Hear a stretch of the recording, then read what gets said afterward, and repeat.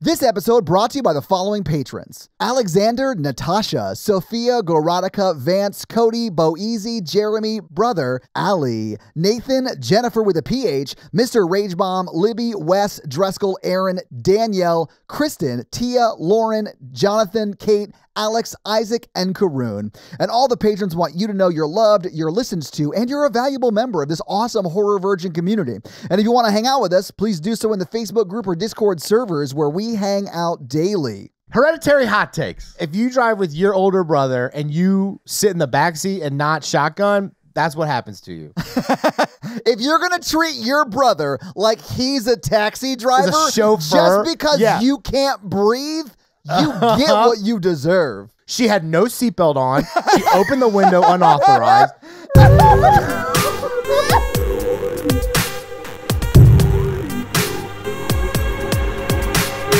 Look, I am just saying, your brother is not your chauffeur. Sit up with him, talk to him. They're not even listening to music. That's an awkward ride where everybody's mad to each other before she has an attack. No. I'm going to argue. I can't believe we're doing this before the episode even starts. She was unable to get into the car on her own. He put her in the back seat. No. I'm talking about she sat in the back on the way to the party and they didn't listen to music and it was awkward because she sat in the back. So?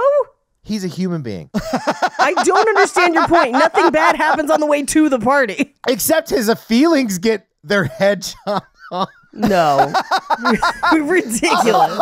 Thank you for tuning into Horror Virgin. I'm Paige. I'm Mikey. And I'm your Horror Virgin, Todd, which means I don't like scary movies, but you guys make me rewatch them. And this week, we rewatched Hereditary. So, was this the second time all of you had seen this before? Yes. Yeah. I'm just going to stick to the formula the whole episode, guys. This was actually my second time. This was my second time, too. I took a date and saw it in theaters, and I haven't seen it since. Okay. That's what I was going to ask. Since you both weren't on the Hereditary original episode, what were both of your first experiences with Hereditary? Scariest shit in the theater. Oh, I believe it. So I saw the trailer in the theater, and the trailer scared me so bad I didn't go see it in theater and watched it at a friend's house with the lights off and instantly loved it, but would have still rated it like a 7 or an 8 as far as scary scale goes. Oh, yeah. This movie is still terrifying. I'm still going to rate it very high on the scary scale. I think because it was the third episode and I didn't really quite know how to gauge scary movies because it was like the 5th scary movie I'd seen in my life, I gave it a 9 in that episode because I wanted to leave room for if there was a movie scarier than this. Right. To date, all the way till now, from June 2018, I have not seen a scarier movie than this movie. Really? This is my 10. What did you rate Deborah Logan? Deborah Logan, I think I also rated a 9. And if I didn't, it was a fool's error because it should be that movie's also fucking terrifying. But I think this movie being Hereditary is specifically terrifying and she dies in a similar way to how my brother died. And it also hits on a lot of shit for me.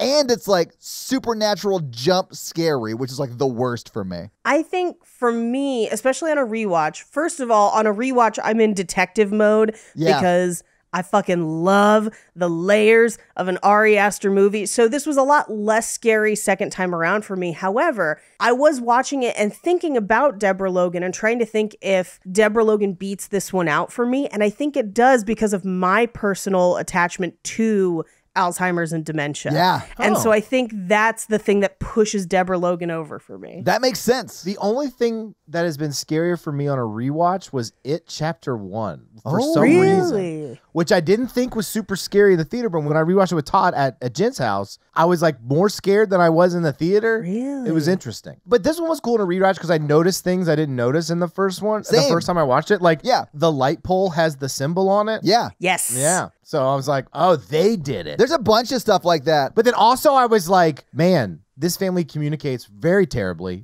does all of the wrong decisions. And really, they brought this upon themselves. I feel Papa Byrne does a decent job of trying to engage his family in conversations. Yes. Bro, okay, here, I have to interrupt you. I have to draw the line. I know a lot of people are going to call me like a bootlicker or like, I don't know, like a conservative or whatever. But I'm like, as soon as you find a headless corpse, I don't care what the situation is. You got to call somebody. You got to call 911 immediately. Yes. You just... First thing, you dial 911. Yes. There's no wandering around the house talking about it. You call 911. You don't know if she did it. She's unstable. You run. You run. Yeah, no, I'm with you. It doesn't matter if you're out of your house jogging and then you see a headless corpse. Yeah, you don't know if this is a possession issue or just the beginning 30 seconds of a Law and Order TV show. If you find one in your sub-basement, call 911. There's no situation where you don't call 911 for a headless corpse. That's all I'm saying. And if they would have came, they would have taken it away and it would never have gone to the treehouse. That is true. Which is where the movie kind of breaks down to me, because seeing the floating corpses go up to the treehouse always makes me laugh hysterically when I watch this film. First time and this time. Oh, no. Not me. I was like, whoa. It's too Weekend at Bernie's Part 2 for me. Mikey, they don't look like the wacky inflatable arm guys outside of the car dealership. It's the smooth. It's the smooth float. So the first time I saw this movie, I noticed about halfway through that there seemed to be visual cues for left-hand path leanings for when we're dealing with members of the cult. So this time, I made sure to watch for it all the way through. So I've taken notes of where it happens throughout the film at not every single time because it's all over the place, but like at specific plot junctures where we either re-justify the camera so that it is disconcerting, or when we travel the wrong direction, which, by the way, traveling to the party past the pole where we see the symbol, left to right, which is correct, but coming back, it's right to left, which is the way that's disconcerting. Because in Western films, we tend to travel the way that we read. Anyway, I also, and I had completely missed this the first time I watched it, the theme of the tragic hero and the destination of fate. I wrote that down in my notes this time too, Paige, because that's pretty much all the classroom scenes with Peter. That's what they're talking about. Yes. Like in the very last one, they're talking about like Agamemnon and these other like classic hero's tale journey type things. But specifically tragic heroes. Yes. Which is a hero bound by fate. Just like me. Which I would say typifies both him and Toni Collette at different points in the film. And I'll talk in fun facts. I have a ton of fun facts. I will be burning a ton throughout because I have so many. Burn them like Peter Gabriel or whatever his name is. Gabriel Byrne. It's not Peter Gabriel. It's Gabriel Byrne. I would say less so for Gabriel Byrne, more so for the other two, because the other two we see multiple times they try to make the right decision and it doesn't matter anyway. Like they try to do the right thing and it still kills somebody or kills them. Oh, like when she throws the book in the fire. And it kills him. Absolutely. Or when he sees that she's wheezing and immediately is like, get to the hot, like he's trying to save her and it kills her. Yeah. I think he's more tragic. I don't think she's as tragic because I think her pursuit of holding on to her daughter leads down that path, and it's not a heroic pursuit to chase her daughter into the afterlife like that. He's definitely the main tragic hero, but once she realizes that she has to correct what she's done, she takes that place as well until she gets possessed. But I guess usually, man, I am not gonna go well on Toni Collette. Usually tragic heroes are decently good at their job. She was terrible at correcting herself. No, that's part of the problem with tragic heroes, is that there's usually something about their personality or something about them and their belief or their viewpoint that prevents them from being as successful as they should be. That's the whole point of a tragic hero. Like Achilles with his heel. Exactly. Like Achilles, or they talk about Heracles and his hubris. Like, that is the tragic hero. And we'll talk in fun facts about how Ari Aster views this film in regards to the tragic hero, because he specifically pitched it as that in some very specific ways. I do think this is his best film. So far, yes. Well, because we've only got like the two to pull from. Yeah, but I mean, I think this will go down more so than Midsommar as like this is going to be like a horror classic, like put up there with The Exorcist. Like when people start naming the best horror movies of all time, like 50 years from now, I could see people watching this film. Oh, yeah. Oh, for sure. And I still think in 50 years, we'll be pissed that Toni Collette didn't win an Oscar for her performance here. I'm still pissed. She was amazing in this movie. For sure. I personally really like Midsommar. I love the look of it. I love all of it. I'm willing to sit through the slow pacing because I love it. This movie is paced tighter, which makes it more accessible while still cramming in all of the layers of stuff. I think this as a story is a little more fully formed. I think Midsommar lends itself a little bit more to debate, which is not always good for it. But I do love that movie. That said, I do think broad appeal, this is probably going to be recognized forever as his better movie. This movie is way better, in my opinion. But I think so too. I'm not super into slow burns, and I'm not like discounting anything that you just said.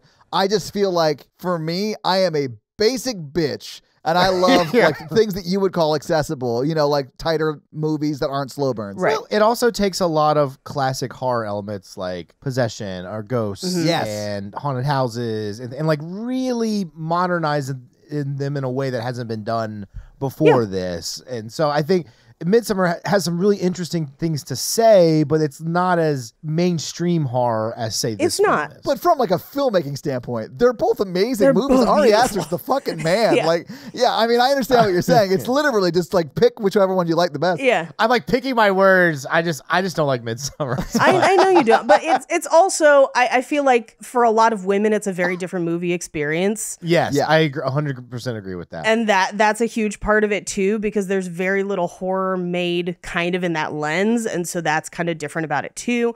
But what I do think is kind of the secret sauce for both of these movies and a couple other movies, and I'll burn a fun fact right now. Do it. We've talked about the cinematographer of this movie before. A, probably when you did this movie. But B, when we did Midsommar, he was also the cinematographer for Nobody. But do you know what else he shot this year? Ooh, I don't. Not this year. The last time we looked at his cinematography was when we did Midsommar, and his newest project wasn't out yet. Yeah. But it's another movie that we specifically commented on having a beautiful visual language, and that is Fresh. He also shot Fresh. That makes complete sense. And I was like, this dude has my visual number, apparently. Yeah. So, but that's another movie that, like, very much is layered visually, not quite as much as this. And this is due almost 100% in part to Ari Aster. This movie took 3+ years in pre-production. That doesn't surprise me. It feels like he took a long time to think out everything in this movie. And I mean that as a compliment. Like, to its service, it is a great horror movie that I hope I will not have to watch a third time. Honestly, watching it again today, I was like, man, I got to talk more people into watching this movie. Because, like, I genuinely enjoyed it today. I was like, I know this is supposed to be feeling uncomfortable the whole time, but it's so good. Yeah, when I posted the social share about us doing this movie again or whatever, people were like responding and like, man, I love horror movies, but I don't want to watch that movie again. Like, it is that level of scary for people who even like horror movies, and I still don't like them, and I still was terrified by this movie. I also feel like part of the reason this is so scary for people, if you think about why Deborah Logan is scary for me, it's a huge part of that is the Alzheimer's and dementia element that has touched me personally. This movie is a meditation on grief, and grief touches everyone personally. And so I think that's why it scares so many people the way it does, because this is something everyone has experienced some measure of. Yeah. And I think that really gets to people. But I love it. Like, I loved it even more today than the first time. Not as scary for me today, but it made me just more excited to see whatever Ari Aster's making next. Oh, I'm sure it's going to be great. And respectful of why it takes him like 3 to 4 years to make a movie. I mean, if he's going to put out bangers like this, he can take the time. Take your time. Please. And I know not everyone likes Midsommar, but I do. And I appreciate the time that went into that movie too. So I'm just like, do your thing, man. Wild out. I'll watch 4 hours of some shit. Let's do it. Wilding Out with Ari Aster is way different than Wilding Out with Nick Cannon. That's what I just learned. Yeah, you won't get pregnant with one. Yeah, Ari Aster gonna knock you up. I'm actually really excited to revisit this with both of you because I know, Paige, you know a lot about like the left-hand path magic stuff. Oh, yeah. But Mikey, from like a grief and trauma angle, like we didn't have either of those two voices on last time we went through this. So I'm like super excited to go through it with you two specifically. That and we just got back from our winter break and we haven't recorded it in like 2 weeks. And I just genuinely missed you guys. I'm so rested. It feels so good. So do you guys want to go through it scene by scene? Yes. All right, let's do it. The film opens with an obituary, which I did not remember from the first time I watched it, but I think is actually super important because it actually foreshadows some of what happens if you read through it. What if you don't read through it? I know immediately what kind of TV and like movie watcher Mikey is just by that statement alone. I love it. I was like, okay. Because Ari Aster puts everything in a place for a reason. Yeah. I'm type B. This is a type A movie. It is. I'm not a type A person except when it comes to these kinds of films. You don't think? No. Because I don't know. I'm messy and disorganized. And oh, I thought that was just from the ADHD, like me. I think I'm pretty type A. Yes. I would say you probably are. I think one of us has to be.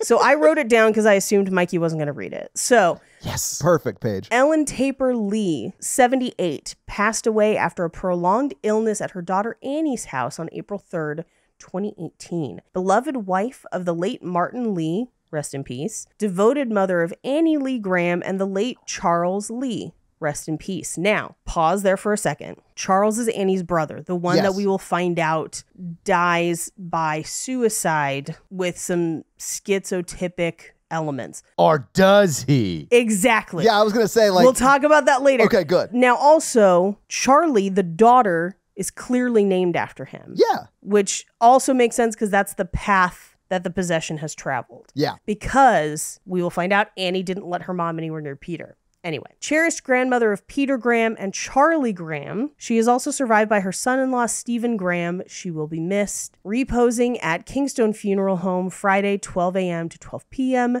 Funeral service to be held on Saturday at 10 a.m. Burial will take place at Spring Blossom Cemetery. We cut to ominous music, which we will talk about in Fun Facts. This movie feels like a panic attack. Yes. Well, Peter has multiple panic attacks in this film. Yeah. The movie itself feels like you're anxious and then builds to a panic attack. Yeah, it's honestly, it's creepy as fuck out of the gate. Mm-hmm. So the music in this movie, I'll burn a slight fun fact, although we will talk more about it in Fun Facts because there's a lot to talk. The music alone took 2 years. What? Wow. Okay. Who made it? Did he make it himself? Yeah, Ari Aster was like, shit, I have to learn how to write music now. God damn it. I got to figure out how to... How does the music take 2 years? It's basically Forgetting Sarah Marshall where they're like, bum, bum. It is not. The music is layered both with vocalizations that have been changed to sound inhuman, the sounds of nature at night, as well as instruments and a few other elements, but also 85 minutes of this movie continuously are scored, which is 3 to 4 times more than most movies. That's a lot. So like when you think about the fact that the average movie score even like takes a couple months at minimum, this took 2 years because it's like 4 times as much stuff. It's more layered. And the scoring actually started before principal photography took place. Wow. Okay. Which is very unusual. Yeah, of course. Ari Aster, once the movie started to go into pre-production and then principal photography, connected with the man who would score the film.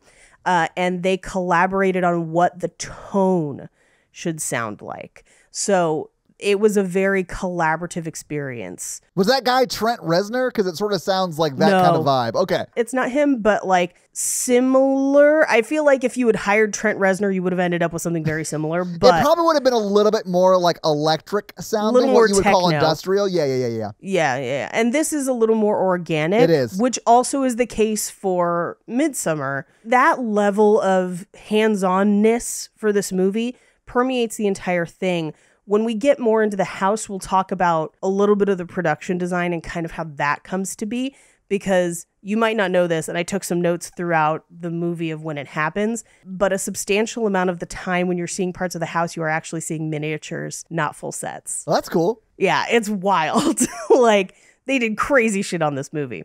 So we get a shot of the treehouse through Annie's studio window. And this is where we'll kind of get a slow pan through her studio of the miniatures that she's working on, and close on the miniature of Peter's room. And as we close in on it, we reveal that it is Peter's room in live action in full size. Now, the way that they were able to do this is the entire house interior is one soundstage. And they built it simultaneously with the team building the miniatures. Yeah, you'd have to, because it lines up perfect. Exactly.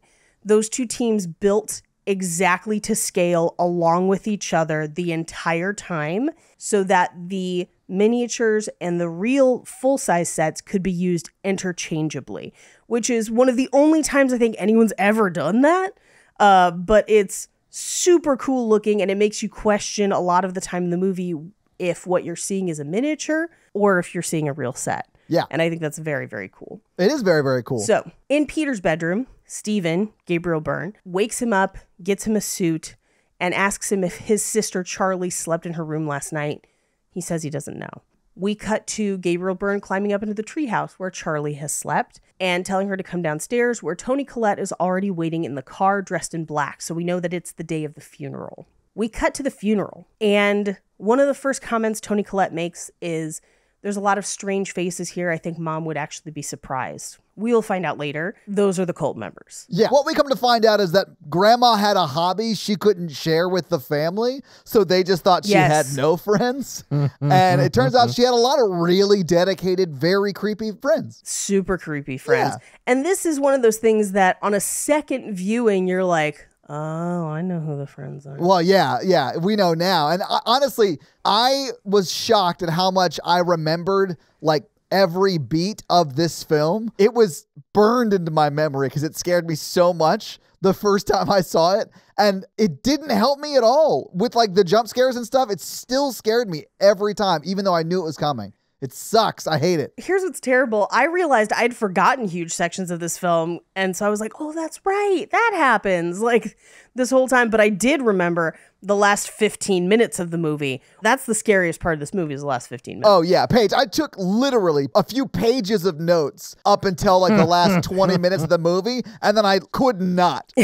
Fuck My this. hands were in front of my face. I was pulling my hoodie up to, like, my nose. It was, yeah, I couldn't. As she's giving the eulogy, we do get a close-up on her necklace and a close-up of Grandma's necklace in the coffin. Yeah.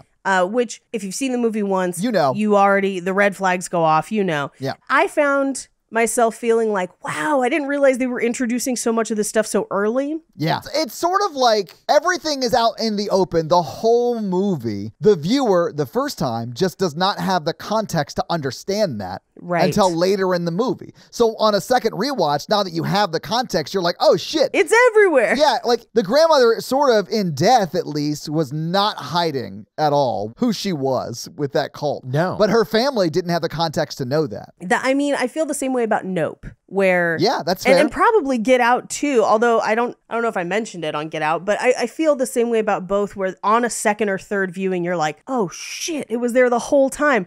Or even same cinematographer in Fresh, when she walks into the grocery store and stands under a sign that says fresh meat. Yeah. I didn't catch that the first time, but the second time you can't unsee it. And so it's kind of like, it's that kind of stuff. Yeah. So we end the eulogy. Everyone's kind of viewing the body. We watch as a creepy guy stands and smiles at Charlie. And we're seeing a lot of this kind of through Charlie's eyes. Well, they're the most mobile. You say mobile?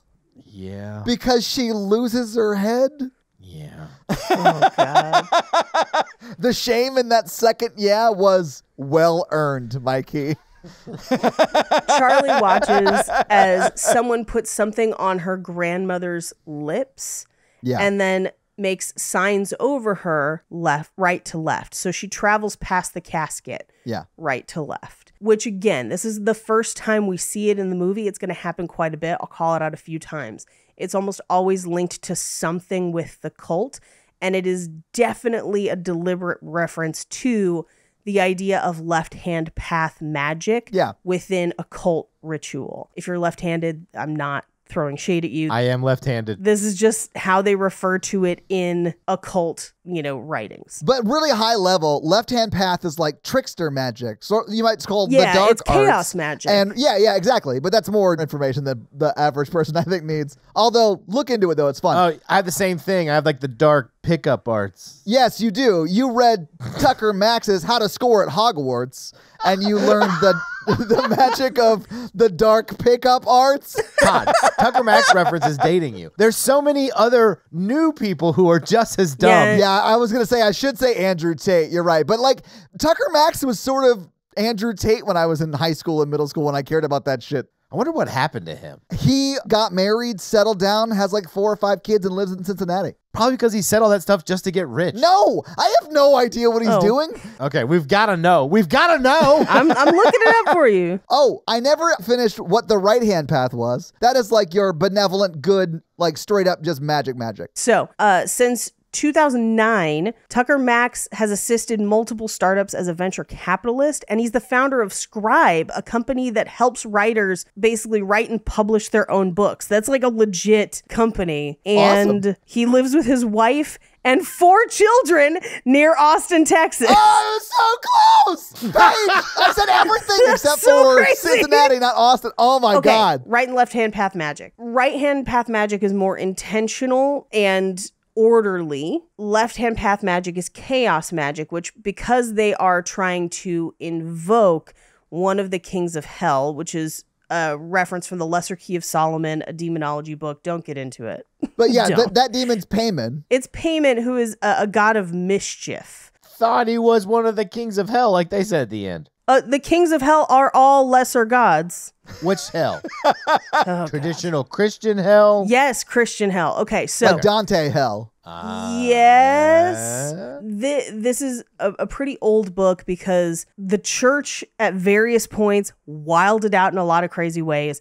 Demonology in particular is one of them. And some eras of the Catholic Church in particular were super into it.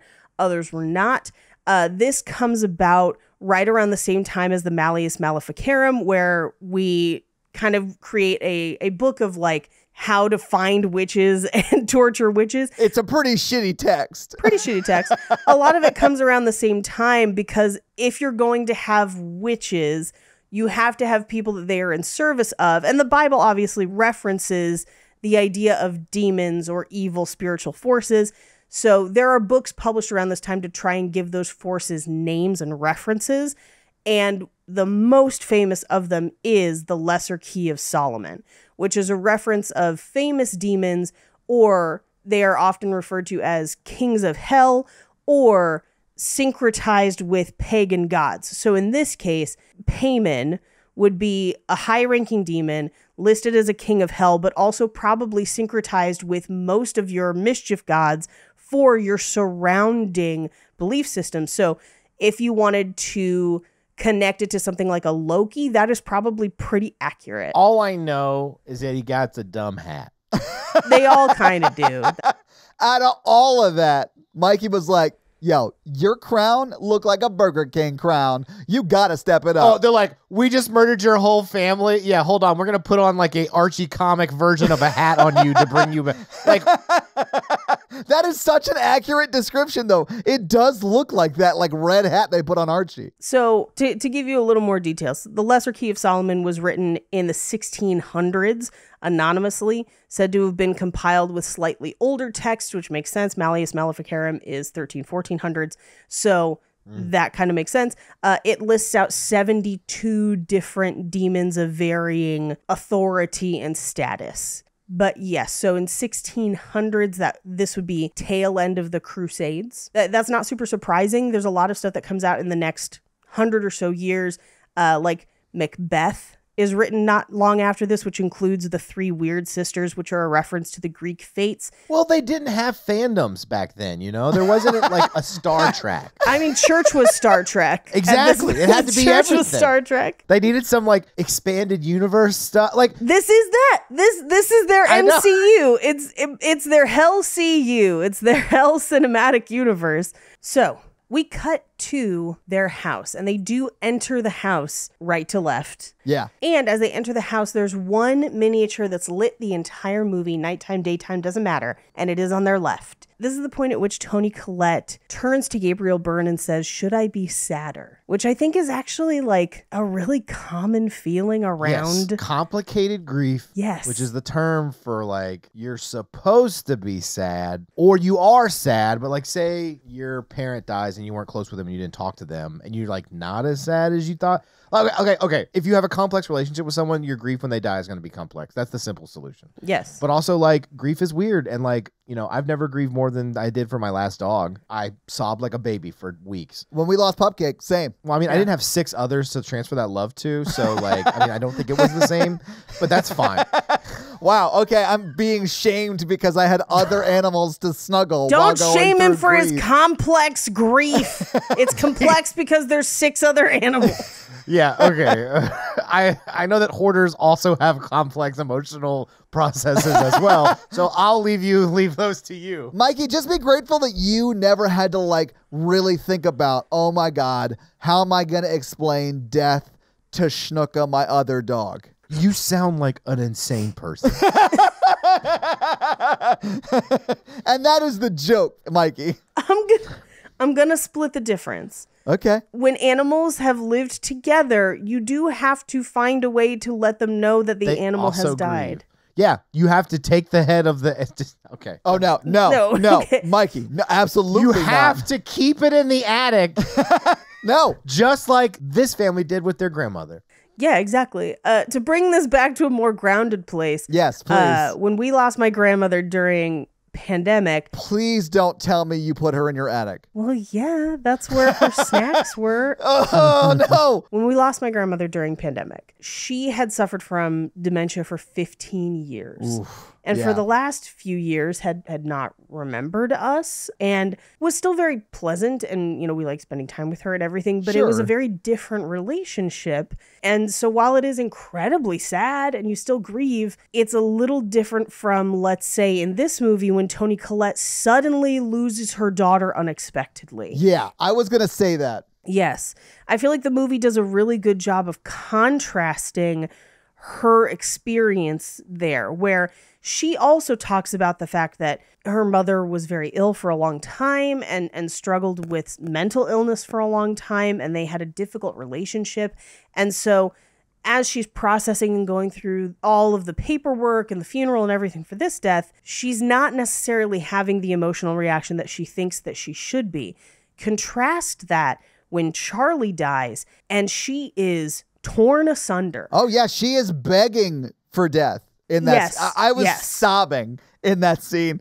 Oh, yeah. I mean, and I sort of understand why in the movie it's positioned that way, but also I think in reality it is this way. Yeah. And it's that, if you have an aging grandparent or parent or someone who is struggling end of life and is for years, you are coming to terms with their mortality for that number of years, right? You're like saying goodbye to them over that course of time. If you lose someone in an instant you thought was always going to be in your life, like a child, like a parent should not have to bury their child. Like, I mean, I definitely understand why she loses it in that scene where we're just seeing her on the floor in grief. It was so sad. Ugh. Yeah. Well, and I like that this movie shows both, because one of the things Ari Aster wanted for this movie that he talked about in interviews when it came out was to depict grief in a very realistic way. Yeah. And I think this movie does, because it depicts the complex nature of grief when you feel like you should feel worse and maybe you don't.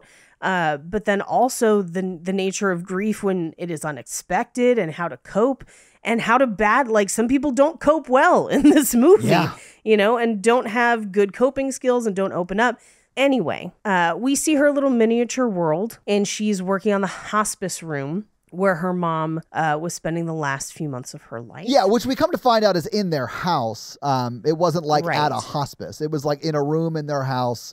And Annie, or Toni Collette's character, was, I assume, just nursing her through her illness, right? Yes. When we get to that group therapy scene, we'll find out more about it, and we get a little bit of exposition there. Yeah. In a good way. I do think that's a smart way to give us the exposition we need. It absolutely is. But like, I don't think I even comprehended the first time watching this movie all the way through how dysfunctional the relationship between Annie and her mother was. Yes. And Annie's family prior to being married and having her own. Yeah, all of that was almost new to me. I knew there was family weirdness between, like, that she had a brother that may have died or was still alive, just out of the picture. I couldn't remember.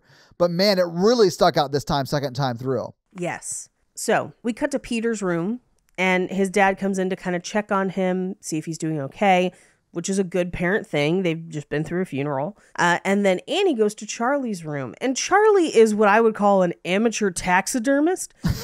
She makes like little trash dolls that are very creepy, just like in and of themselves creepy. They are creepy, but honestly, I was just like... They're also kind of cool. Yeah, I was really impressed that this, like, I don't know, how old do you think she was? 11? She's 13. She's 13. Okay. I was really surprised by her initiative to start a business and sell, like, her arts and crafts on Etsy. So I was like, I'm here for it. This is regretsy fodder if I have ever seen it. Do you guys remember regretsy? Yes. Yeah. Okay.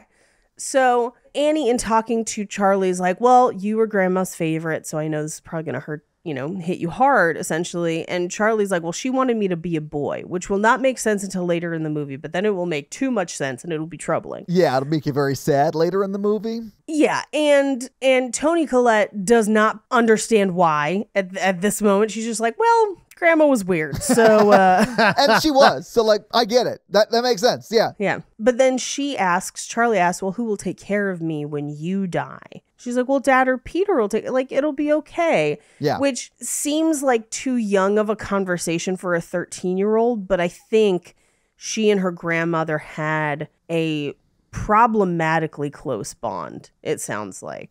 A little bit. I mean, they definitely did have a very close bond, we find out over the course of the movie. I mean, even more so than the grandmother had with her own daughter, Annie, right? So, like, yeah. Correct. You're definitely right about that. Yeah. Now, on the wall, we get a quick shot of the word satiny. Yeah. Which I love my sheets satiny. Oh, yeah. Satiny is the way to go. High thread count?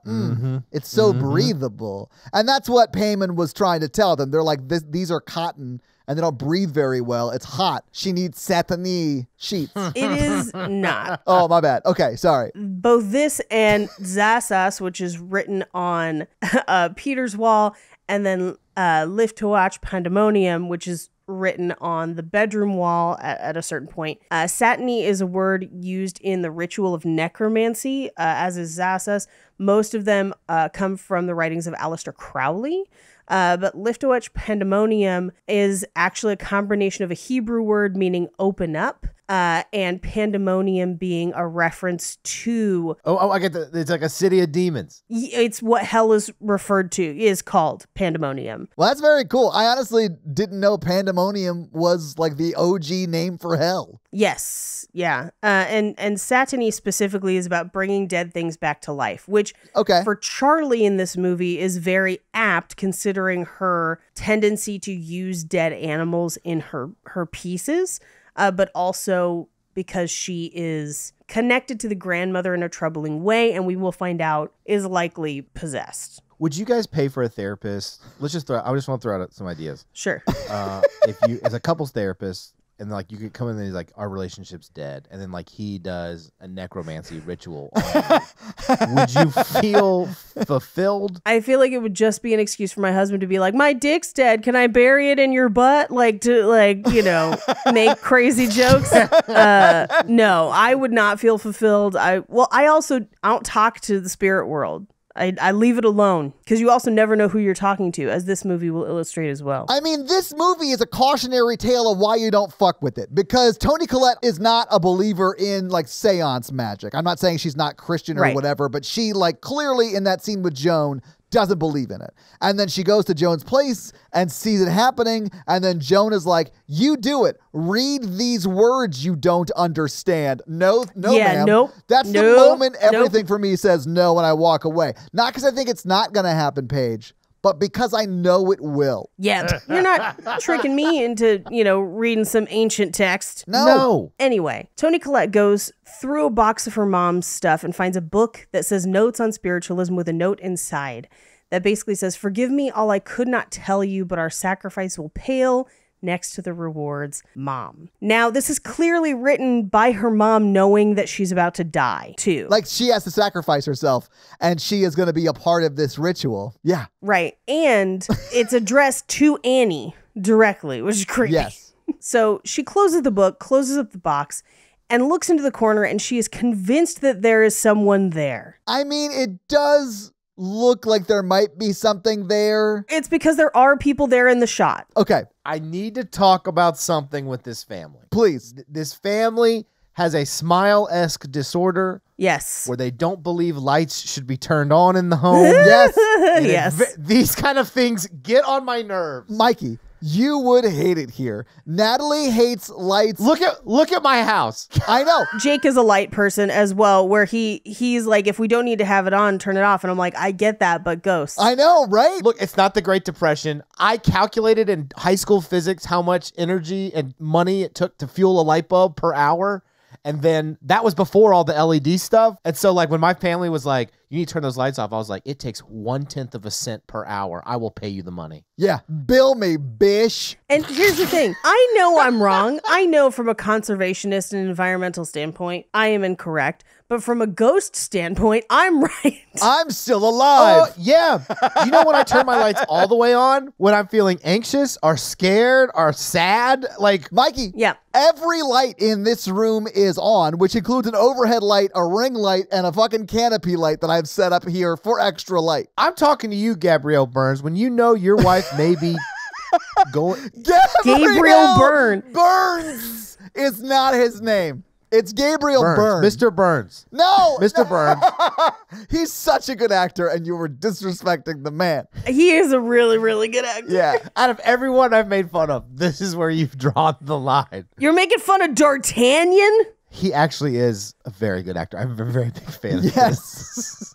But also, like, if you thought maybe your significant other who had once had a psychotic episode is possibly having another one. Oh, yeah. Would you turn the hall light on when you walk down the hall? Yes. Absolutely you I would. also would have called someone for help, like a family member or, that's right. No, he almost writes an email. He almost writes an email and he gets interrupted. But also, like, an email is a very low priority call for help. Yeah, Mikey, if you need me to help you move in a pinch or whatever, you're not going to email me. Like, who is he even emailing? I think he's emailing a therapist she has seen in the past because the email says, I am worried that Annie is on the brink of or possibly in the midst of a psychotic break. And then if that person got that email, which would be probably 2 days later, let's be honest, therapists aren't good at checking their emails. He doesn't get a chance to send it. Oh, I know. But even if he did, they would all have been dead anyway. Because he's like,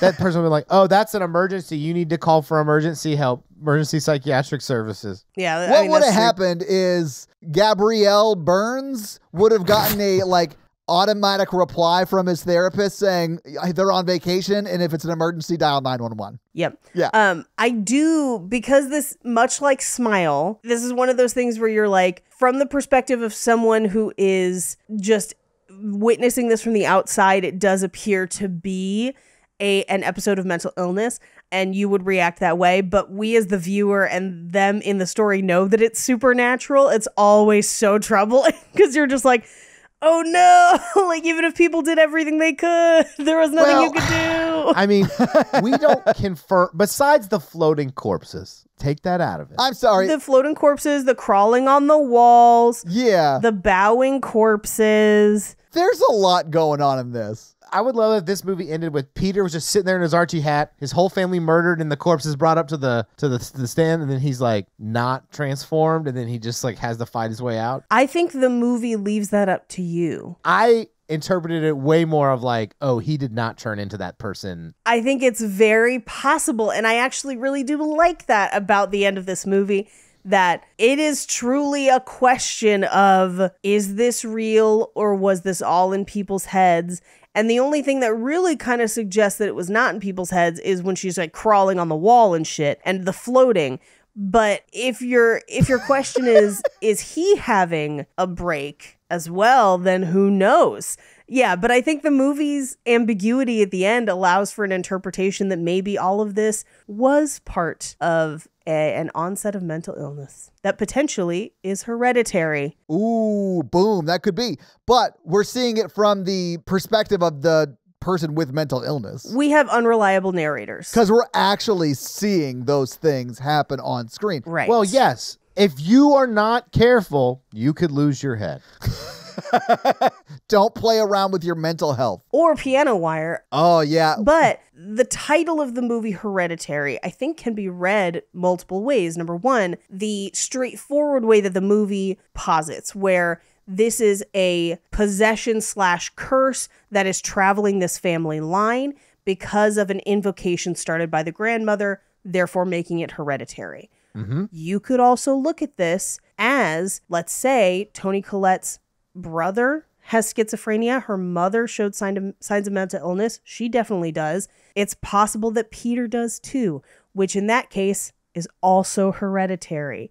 I think you could very easily and accurately read this movie either way, and that's why it's great. I personally read it as supernatural because of the amount of left-hand path magic contained in the film. Same. But I do not think it would be inaccurate to read this as an unreliable narrator story. Mm-hmm. I mean, unless Ari Aster has said one way or another, like, there wouldn't be a way. He has. We'll talk about it in fun facts. Oh, shit. Okay, well, fuck it. Let's just move on. Let's get back into it. Because I also feel like Midsommar has kind of an ambiguous ending as well, but then he has a definitive opinion on it. Well, he had to do that because there's a very toxic interpretation of that. Yeah, a lot of people don't realize that it's just like Fight Club for girls. Yeah. I think that's a really funny way to put that. Now, here's the thing. Something that I really do like about Ari Aster when he gives his take on the ends of his films is that he recognizes the nature of the ambiguity, where he's like, in my mind, it's this. However, it could very well be this. Yeah. And I think that's fair, and I think that's a good way to... That's how you not piss off people who like your movies. Yeah. I think he does. I think he makes his movies ambiguous to have that result. And I respect that because it's hard to do. You just spin a top at the end. Oh, God. Bad movie. Anyway, so she's convinced there's somebody in the corner because she's allergic to lights. Now, fun fact, there is someone in the corner. Yeah. Pretty much any time in this movie when somebody looks up into a dark corner and thinks they see someone, but they can't quite make it out, there is someone there. They also did this in Haunting of Hill House, where what they do is they actually put people, and usually it's a stand-in. In some cases, in this movie, there's a couple specific characters that it is, but they put people standing just out of the range of visibility. Yeah. So that your eyes pick up on the fact that there is someone there, but can't make them out. And it is a device to make you feel uncomfortable and scared of the unknown. And then, of course, when she flicks the lights on, there's nobody there. Yeah, it does that lights out thing where it goes from you sort of see it to like nothing's there. Well, I mean, yeah, everything that should be there is there, but there's no person there. Anyway, she comes out into the hallway and she's like, I just scared myself in the workshop. I'm sorry. Like, it's fine. And Gabrielle. I do like that he, like, when she says that, he's like, oh, I'm sorry. And, like, yeah, she gives him a kiss on the cheek. I feel like the whole time, Papa Byrne is like trying to be a supportive partner and good dad. And for his trouble, yes, they either murder him in a schizophrenic break or murder him through supernatural stuff. And I feel bad for the man. One of the two. Why you got to do D'Artagnan like that? He was fated to be murdered either way. Because the first title of this movie was Burn After Breeding. Oh my God, I was not expecting a joke that good in that moment, and I apologize for it. That hit me in a very funny way. Now, we cut to school where Charlie is not taking a quiz, but rather working on one of her trash dolls. And the teacher kind of refocuses her like, hey, we're going to take the quiz now. Yeah. And as she does, a bird flies and hits the window and clearly dies because you get like a blood splatter on the window. Oh, yeah. It's like got a ring around it of like pink mist. Yes.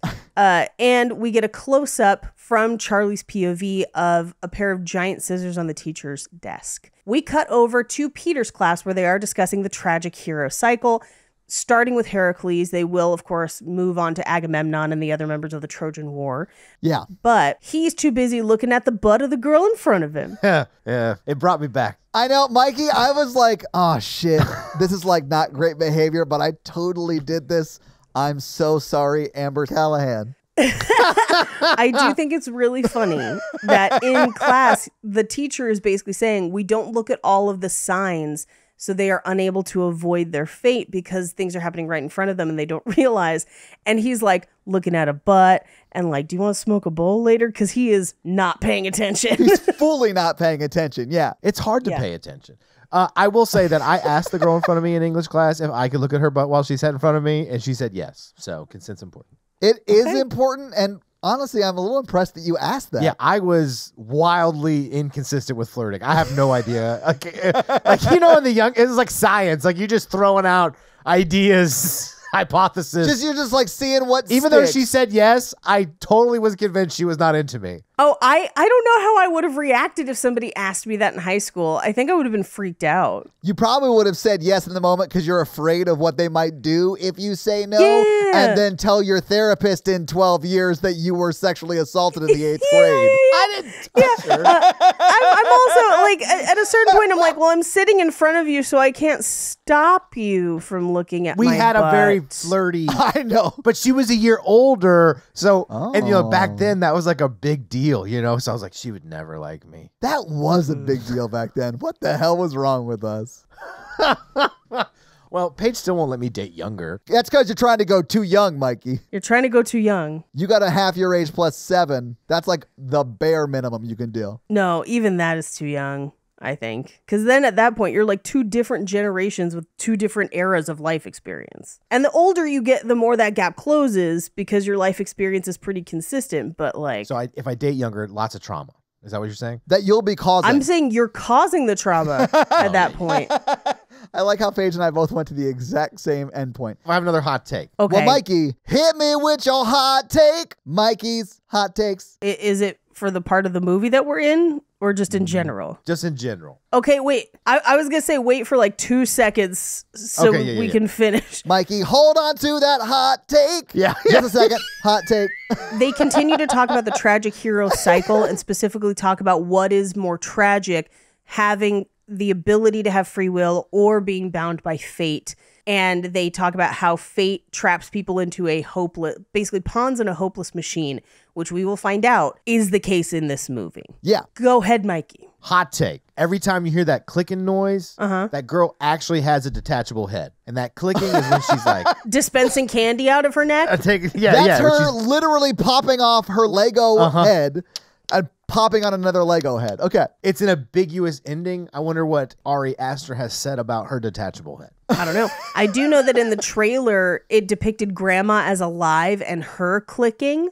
So the clicking is hereditary, which makes sense because we do see Peter do it at the end. Yeah, all of them do it. I don't think, wait, do we? No, we do see Annie do it once. No, we see Annie hear it. That's right. Sorry, you're right. Mm-hmm. So we cut to lunchtime where Charlie collects the head of that dead bird, cuts it off with the scissors, and takes it. And as she does, she sees a lady across the street who waves at her. It's not someone she knows. We will find out this is a cult member who knew her grandmother. Yeah. We cut back to the house where Annie is working on her miniatures while looking up on her computer something that says presumed apparitions. Ostensibly, she is examining whether or not she saw a ghost the night before. But she basically makes a tiny computer with that same web page on it. She walks down the hallway after hearing Gabriel Byrne come home and notices that her mom's old room is open, which is weird because no one's lived there. And we notice that there is a triangle carved into the floor of the room. And we see another triangle that looks just like that towards the end of this movie on that table. And I was like, oh, they did whatever culty shit in that room. So there is actually a method to the madness as far as the shapes. We'll talk about it in fun facts, but it plays with sacred geometry. Yeah, I mean, that makes sense. She closes mom's room and asks Gabriel Byrne, like, hey, did you go in there? And he's like, no. And she's like, well, the door was open. So he locks the door and she's like, hey, I know this is irrational, but I I got kind of scared last night. Locking it would make me feel better. I have a question. If you saw a triangle like carved into your hardwood floor, would you not be like, I think my mom fucking carved a triangle into my floor? Like, that is the first thing I would say. I feel like she knew but did not want to acknowledge that her mom was into some weird shit, because during the eulogy, she said my mom had secret rituals that she kept even from us. And so I think she maybe was just like, that was mom. And I think she also chalks some of that up to mental illness. And so I think for her, it might just be a reminder of that mental illness, which upsets her. That's fair. It's like when I die and my children find my micro machines. And they're like, what does this mean? So what you can't see is Paige rolling her Micro Machine sandcrawler across the Zoom video. What grown man would need so many of these? What was he hiding? And where was he hiding them? They're small, Paige. They're micro machines. I think it's not the size of the machine. It's the motion of the rolling.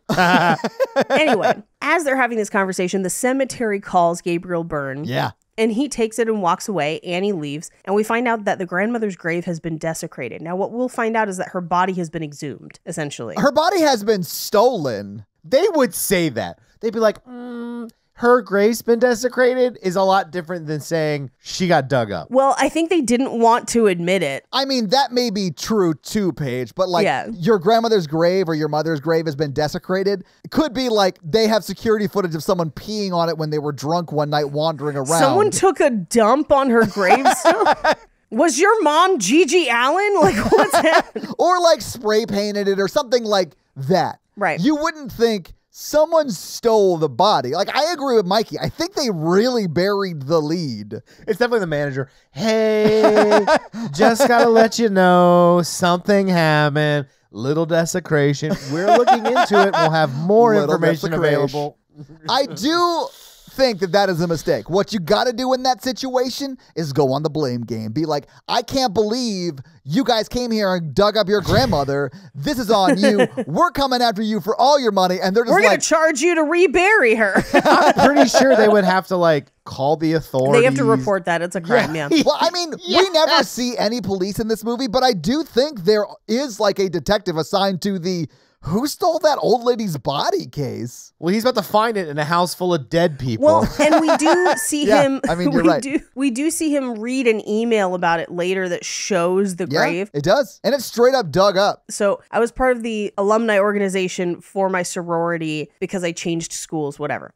And so I was an advisor for a while. And that means that like if something goes wrong, people call you or whatever.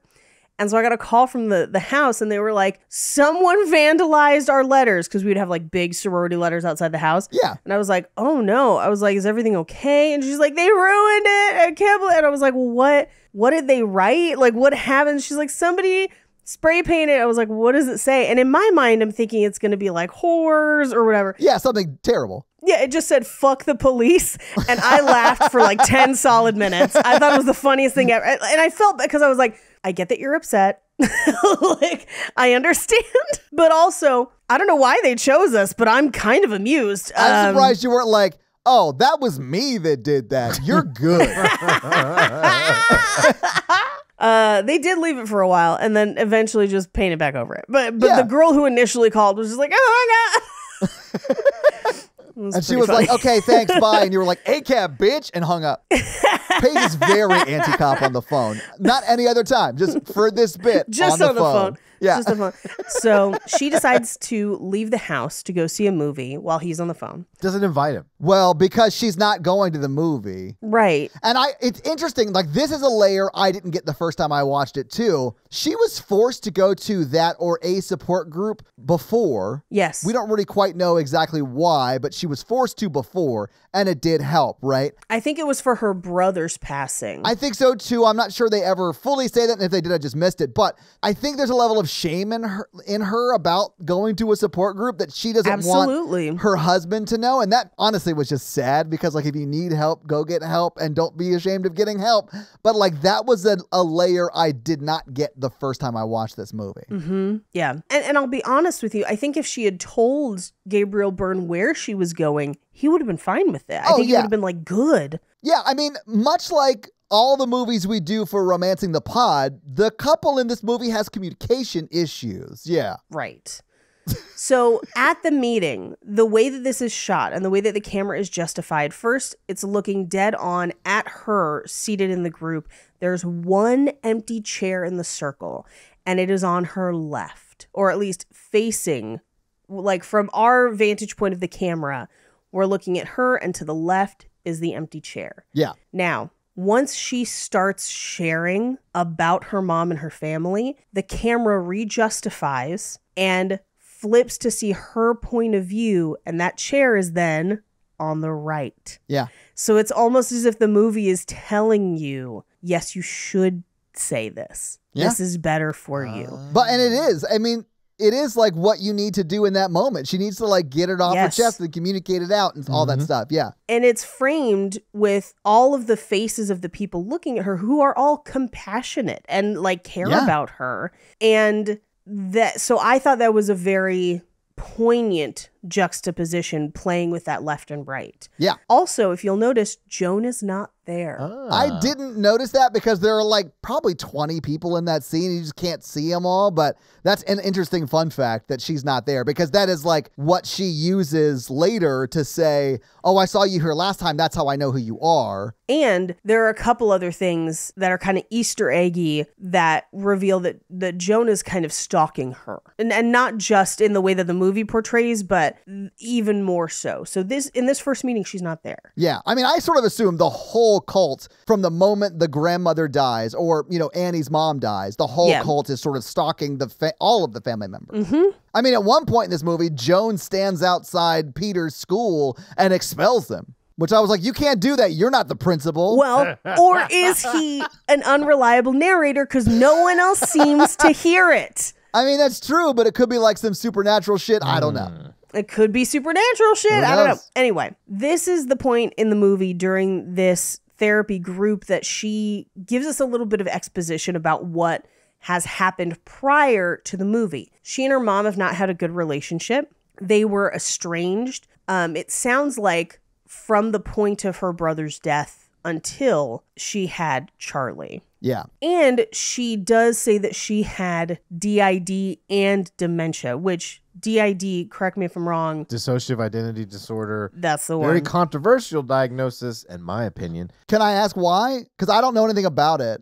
Multiple personalities. Oh, is that what that is? We talked about this, yes. Yeah. I didn't know that those were synonymous. Yeah. And there are dissociative, you can dissociate from a moment and without having another identity. Yeah. There's also, people who go through a lot of, I'm not saying that those people are faking mentally ill. I'm saying that people who go through so much unbelievable trauma have coping skills that are not within the norm of most of people, and they have learned very intelligent ways to feel safe and control situations, and maybe that has something to play with it. I have seen a lot of very seriously sick people, and I don't think I have seen a true case of that. So I'm very skeptical of the science behind that. And most of those big famous cases have come off as false. Oh, yeah. A lot of big famous cases have been debunked.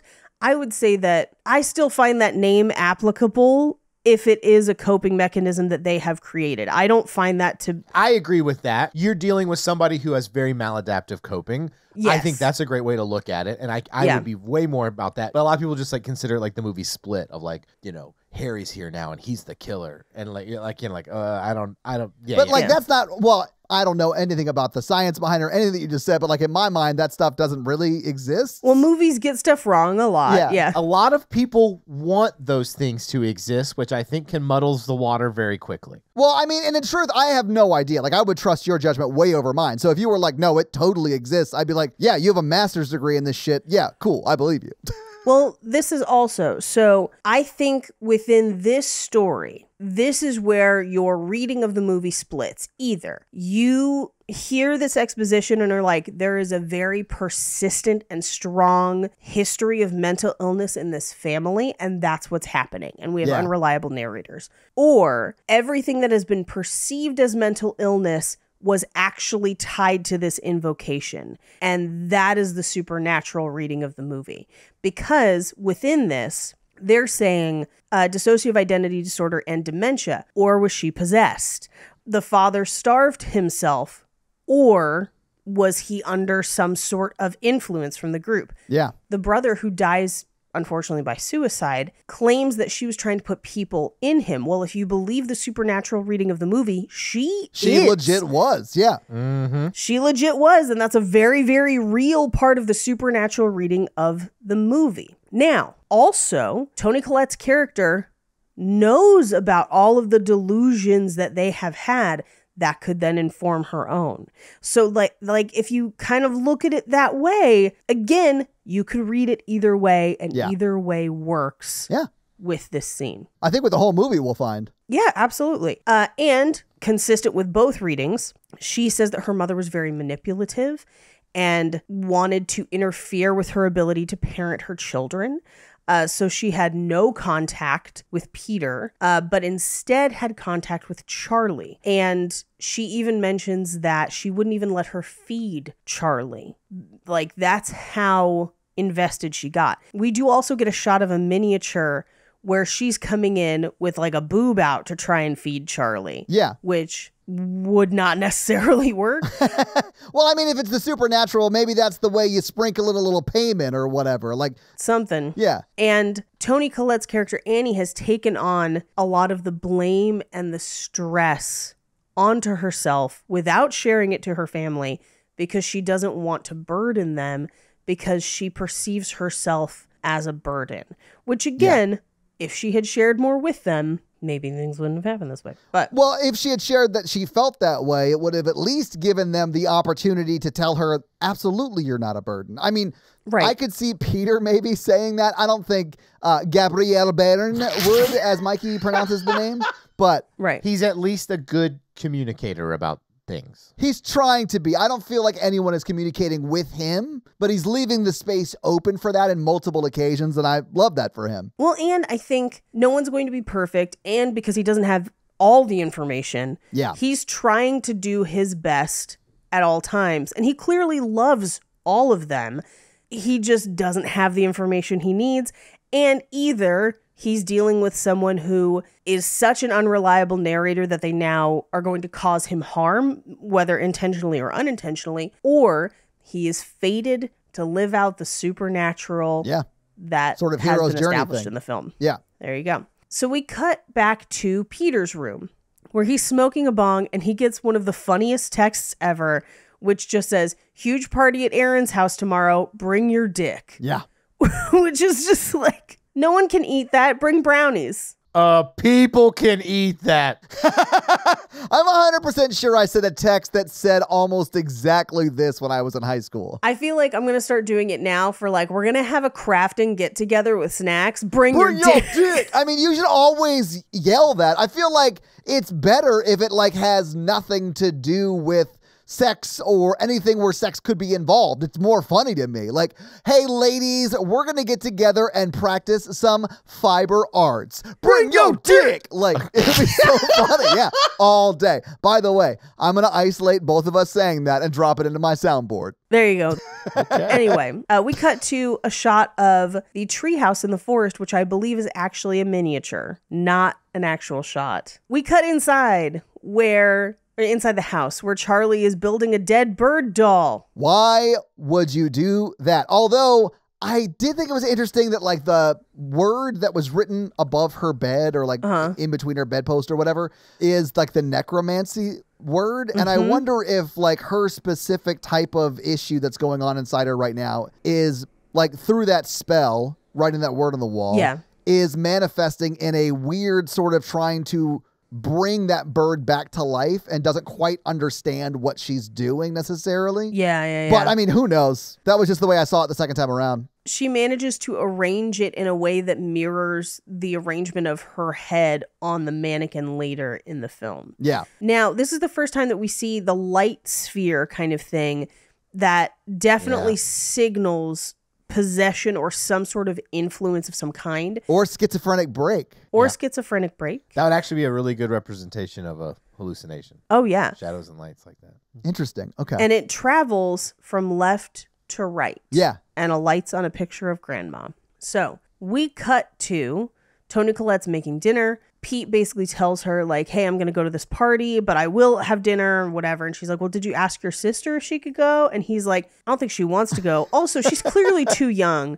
But I think this is Toni Collette trying to catch him in, this is not a school barbecue. This is a party. And that's why she shouldn't be there. And everyone kind of doubles down. I mean, I definitely think it is that. But also, of course, it's not a barbecue because he's eating at home. Of course, it's not a barbecue. Like, she knew that already if she was listening. So, yeah, I mean, I don't want to blame Toni Collette for all of this, but if she would have done a tad bit more parenting in this moment, both of her children would probably be alive at this time. I mean, she definitely was one of the factors that led to Charlie's death. But so is he. Oh, Paige, there were a lot of factors after Toni Collette says, take her to the party. There are a lot of other things that he then messes up to lead us there, too. But he's also a child. Yeah, sure. He's a child, but he's also the one who's going. Like, I'm not going to place the blame on her necessarily. Her being Toni Collette, I'm assuming. Yeah. Charlie is to blame. Terrible take. I was going to bring that up. Yeah, like, there is no way... yeah, I mean, there's no way that this is Charlie's fault, Mikey. One, it's if she's allergic, she should have an EpiPen. Sure. Or that it should be in the car. Or she should check ingredients of strange food. Well, I saw this as, because I read this movie as supernatural. Same. Fated death. Yeah. I read this all as fate, where it's like, you could point fingers at any number of factors that could have prevented this, but the fact of the matter is, it was also an accident. Like, you can 20/20 vision a million different things, but that's not going to change what happened. And they forecast that it's an accident because when the party scene starts, it opens on a girl chopping nuts with a knife. Mm-hmm. We then see that same knife cutting the cake, and then Charlie eating cake that does not have nuts in it. So she was under the assumption that there were no nuts involved in that cake. And so she was just eating cake, which should be fine. She's eaten cake 1,000 times probably. It's fine. Yep. And because there were nuts on it, nuts that were on the knife, residue or whatever, it's bad. Also would have called an ambulance. Yes, same. Possibly, unless you thought the ambulance would take longer to get to you. Okay, so, man, we're not even to that scene yet, but I feel like he doesn't call an ambulance because they're drinking at the party, and that is going to get the cops as well. And so he just doesn't feel like he can, even though, man, that's probably the right call in that situation. But there's also a part of me that thinks, like, if she can comfortably sit in the car and he can just take off from there and get to the hospital, he would probably beat the ambulance. Probably, yeah. Regardless, I think we also have to look at this through the lens of grief, because that's what this movie is about. And any time any tragedy happens to people, everyone's going to try and relitigate what got them there, and it doesn't change the fact that it happened. Yeah. My brother died in a very similar way. Like, we hit a phone pole with our car or truck. So, like, he didn't hit it with his body, but, like, it's very similar, right?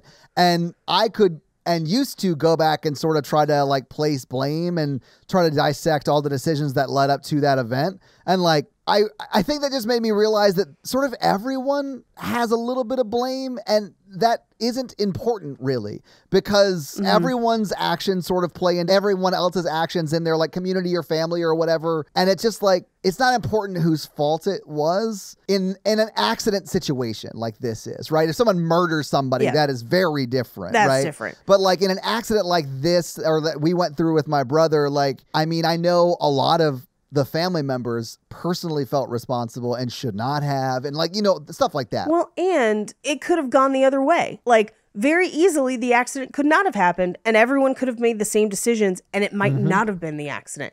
And if you looked at every single thing you did throughout your day, there's a million different things that could play into anything, and at any given moment, you could die. And everyone's going to try and look back at why. But it doesn't necessarily matter, because the real problem is that you're missing somebody. And I think that's kind of more what this movie tries to get at. And I do kind of appreciate that. Well, I think so too. And so like, I felt like me trying to figure out who was ultimately at fault with that. And honestly, it was me going through this like thought exercise of, is it all my fault really? Because I also felt like I was to blame for it. Like that to me, I realized later through therapy, was just a form of me trying to get control of something that I had no control of and never had any control of, right? Yeah. And I do feel like that is very much the portrayal in this movie. And I think that is why Annie, or Toni Collette's character, is making miniatures of the trauma in her life, because she wants to feel like a level of control over it. Yeah, if she's the one creating that miniature art. So like, I really liked that layer of it, although I didn't see that at all the first time. Well, and then you're right. And then, like, I make a lot of jokes, but, like, what really breaks my heart in this movie is watching Toni Collette blame him and then him blame her. And, like, I'm like, y'all need to sit down and have a conversation about this. But, like, also, you're the parent. And, like, so you have a more responsibility to deal with your feelings about this than your teenage son. Yeah. But, like, if you cannot blame your teenage son on an accident here. Well, and here's what's tricky is that, like, even in that moment, which we haven't gotten to that yet, it's a few scenes from now, but, like, even in that moment, she knows it's wrong to blame him and feels bad for doing it. Because she even says, I know it was an accident. I know there's nothing you could do. I know you miss her. I know you're sad. But that doesn't take my pain away. And it's like, exactly. Yeah. You're almost there. Well, then she's like, you should apologize. And I'm like, Jesus, lady, he's done. He's fucking traumatized. Like, that kid is destroyed after it happened. Like, holy shit. Could you imagine how bad you would feel, even knowing it was an accident? Yes. Yeah, especially if your mom's acting like that. And honestly, in this situation, if I was their friend, like if I was Gabrielle Burns' friend or his friend, I'd be like, come stay with me for a couple weeks. If I was his friend at school, I'd be like, just come over to my house, get away from everything. Yeah. And if Gabrielle Burns was dealing with all this, because he almost gets there. He does. When he has that phone call. But I would have been like, I would have taken him and left and like gone on a vacation or checked into a hotel and just been like, we need space. Yeah. We all just need a lot of space right now. And like, there's nothing wrong with that. And it's, I mean, you cannot just collide and hurt other people dealing with your grief. Well, and that's like, there's a scene, a very, very brief one a little bit later where you see him get home from school and like brace himself to go into the house. Yeah. And then you see her notice that he's home from school and then leave because she can't even stand to be around him. Like that, it's that because everyone's just kind of tiptoeing around each other because of the grief. So, but the party hasn't even happened yet. Yeah, we should back up and sort of explain what happens through all of this Back it stuff. up. Yeah. Charlie walks out to the woods with her dead bird head in socks in the mud and sees what looks to be grandma with flames, which maybe, who knows? But Toni Collette drags her inside, is basically like, you're going to a party with your brother. She doesn't want to go. No. She doesn't. I mean, she even says like, why am I going? Honestly, the brother even not fighting this, even if it was a barbecue, I'd have been like, hell no. Yeah, I mean, I would too. This sounds terrible. Everyone's motivations for what they're doing, I think, come from a place of positivity, and it just turns out bad, where like, I'm pretty sure that Toni Collette is A, doing it because she thinks it'll make him make safer choices because he knows she's there, but also B, maybe she'll find someone to talk to and have friends because it seems like that's not a thing that she's got. And then on his side, he's like, well, I guess I'll take her so that she doesn't feel bad and it'll be fine. Because he doesn't immediately, he like walks away from her for a second at the party, but he's not an asshole to her. And as soon as she needs help, he's immediately like, we're out. I mean, that is true, but he does ditch her at the party fully. Like he sees a hot girl, walks over to her and goes, wanna get high? And then they bone out and get high. You cannot mulligan 4D chess parent by like, if he takes her sister, he won't do anything dumb. 16 to 17-year-old men to about the age of 34 will always do dumb things. I'm going to say 38.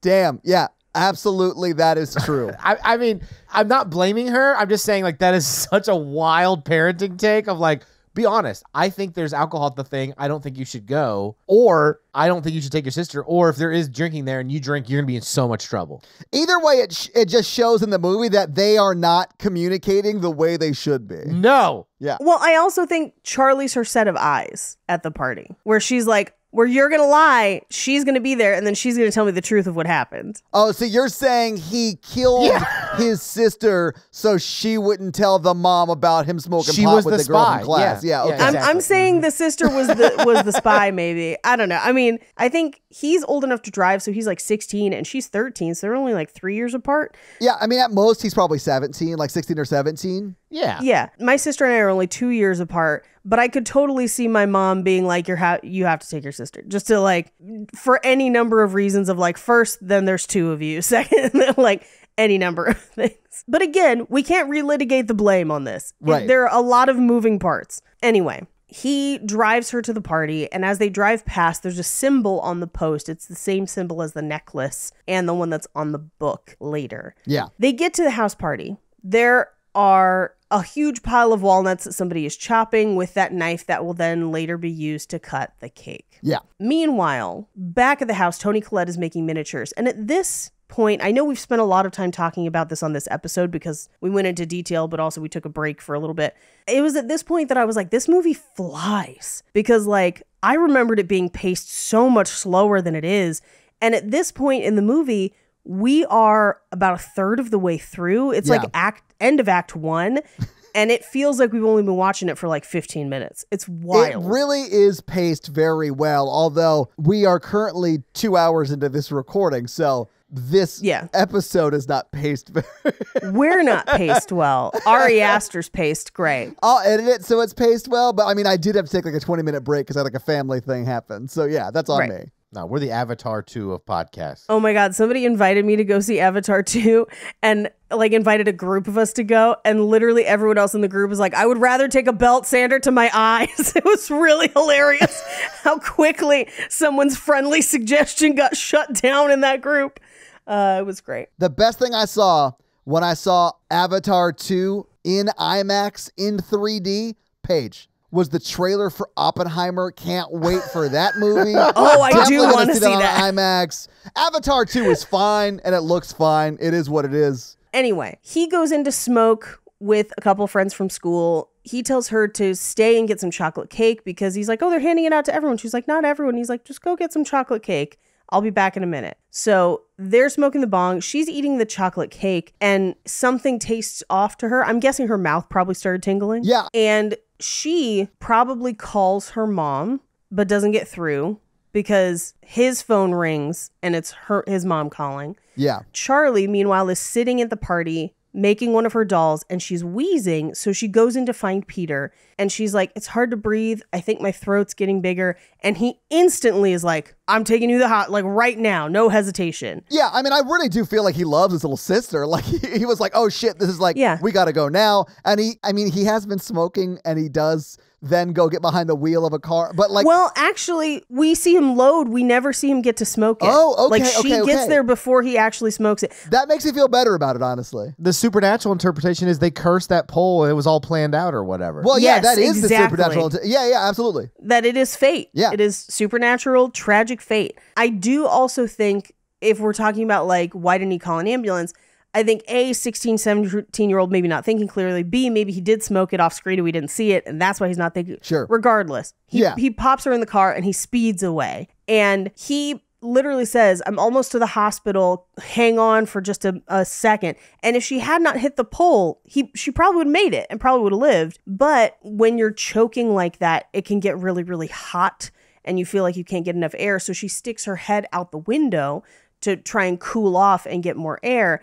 And she would have been fine, except that there was a dead deer in the road. Yeah. So he swerves to avoid the dead deer, smacks her head on the pole, and she is instantly decapitated. And they show it. It's terrible. And they show it. It's brutal. Oh, the part that made me cry that I didn't remember was that, like, he stops the car and he just sits there stunned for a second and just goes, are you okay? Yeah. And then there's no answer. And he just says, okay, and then drives away. Yeah. Because, like, what do you do with that? There's nothing you can do. You can't fix it at that point. Speaking from personal experience, you do almost exactly this thing. Like, this is one of the things that was, like, so true to what my experience of this event was like, that it was like, oh, shit, do I know Ari Aster? Does he know me? Does he hate me personally? Because, like, I was in the bed of the truck and I was turned into the street, and then I ran back to the car and pulled my brother out and realized that he was sort of gone. and you just like sort of don't know what to do in that moment, and you're like in such heavy denial, and that is clearly where he is all through the night until the next morning when he is still clearly awake. Yes. The car is now back at the house because he's in bed, and you just hear Toni Collette say she's going to go to the store, walk to the car, and just start screaming, and it all becomes real in that moment to him. Like all of that like hardcore denial of the truth just felt so real to me from my experience. It was nuts. A lot of people's criticisms of this movie, I think, are like, why would you just drive back home with a dead body in your car? No, like, I totally understand. People panic all the time. Yeah, like it's hard to explain, but like that is super, like that made sense to me on some level. It might maybe a little bit extreme, but it made sense. In fun facts, this is a real story that happened. Okay. That is basically depicted in this movie. We'll cover it then, but cool. Okay. That scream of hers is otherworldly. And this is where we begin the contrast between Grandma's funeral and Charlie's. Yeah. Because this is where she is going through just horrific grief of wanting to die because it hurts so much. We even see them kind of go through the funeral. She doesn't even want to participate, like this whole thing. Oh, and she's like, she can't even stand as they're like putting the casket in the ground. It's like a really cool shot, honestly, because the camera is locked to the height or altitude, if you will, of the casket. Yep. So they're lowering at the same time. And it lowers through the ground. Yeah, it's such a cool shot. But she can't even stand. Like, it is so heartbreaking. And it is just such a juxtaposition of how it was to lose her mother slowly over the course of 10 years. And I mean, I'm not saying there wouldn't be weird grief there, but like, especially like, I think the hard thing for me and her... Ooh, losing a child grief is, I don't think that's comparable almost, you know? A kid died when I was in high school, and this is what his mom looked like at the funeral. And it broke me. Like I was sad going into the funeral, but watching his mom, oof, oh man. Burned into my brain. Parents should outlive their kids. Yeah. Yeah. I do think if I was in any situation with her mother's grief, I would probably be grieving the like potential of a good relationship that is just no longer available because your mother has passed. Yeah. Like, and that would be sad to me, right? Because they were estranged for a number of years and all that stuff. So like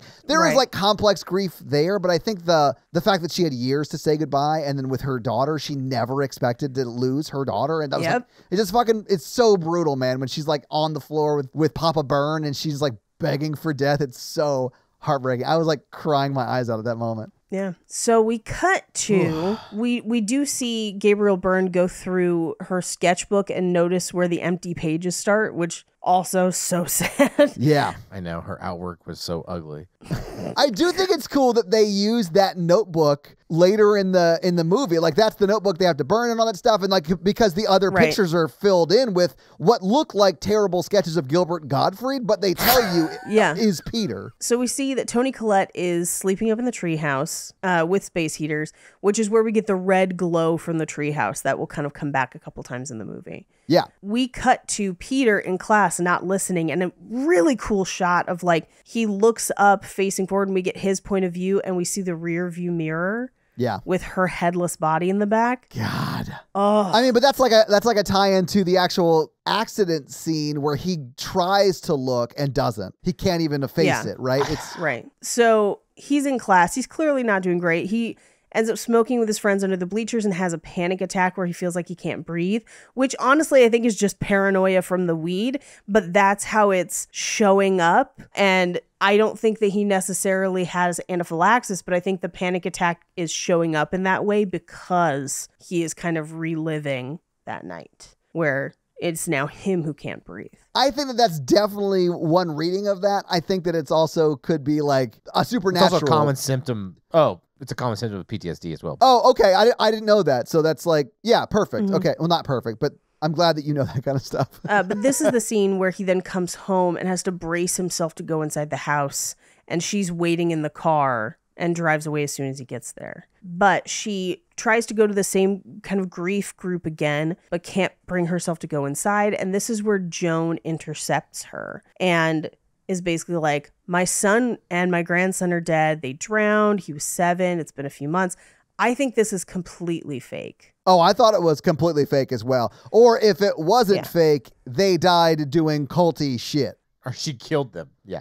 I mean, yeah, it could be. Yeah, it could be. But she basically is like, I'm going to give you my information so you can contact me. This is the one place where there's not a left hand nod that I wish there was.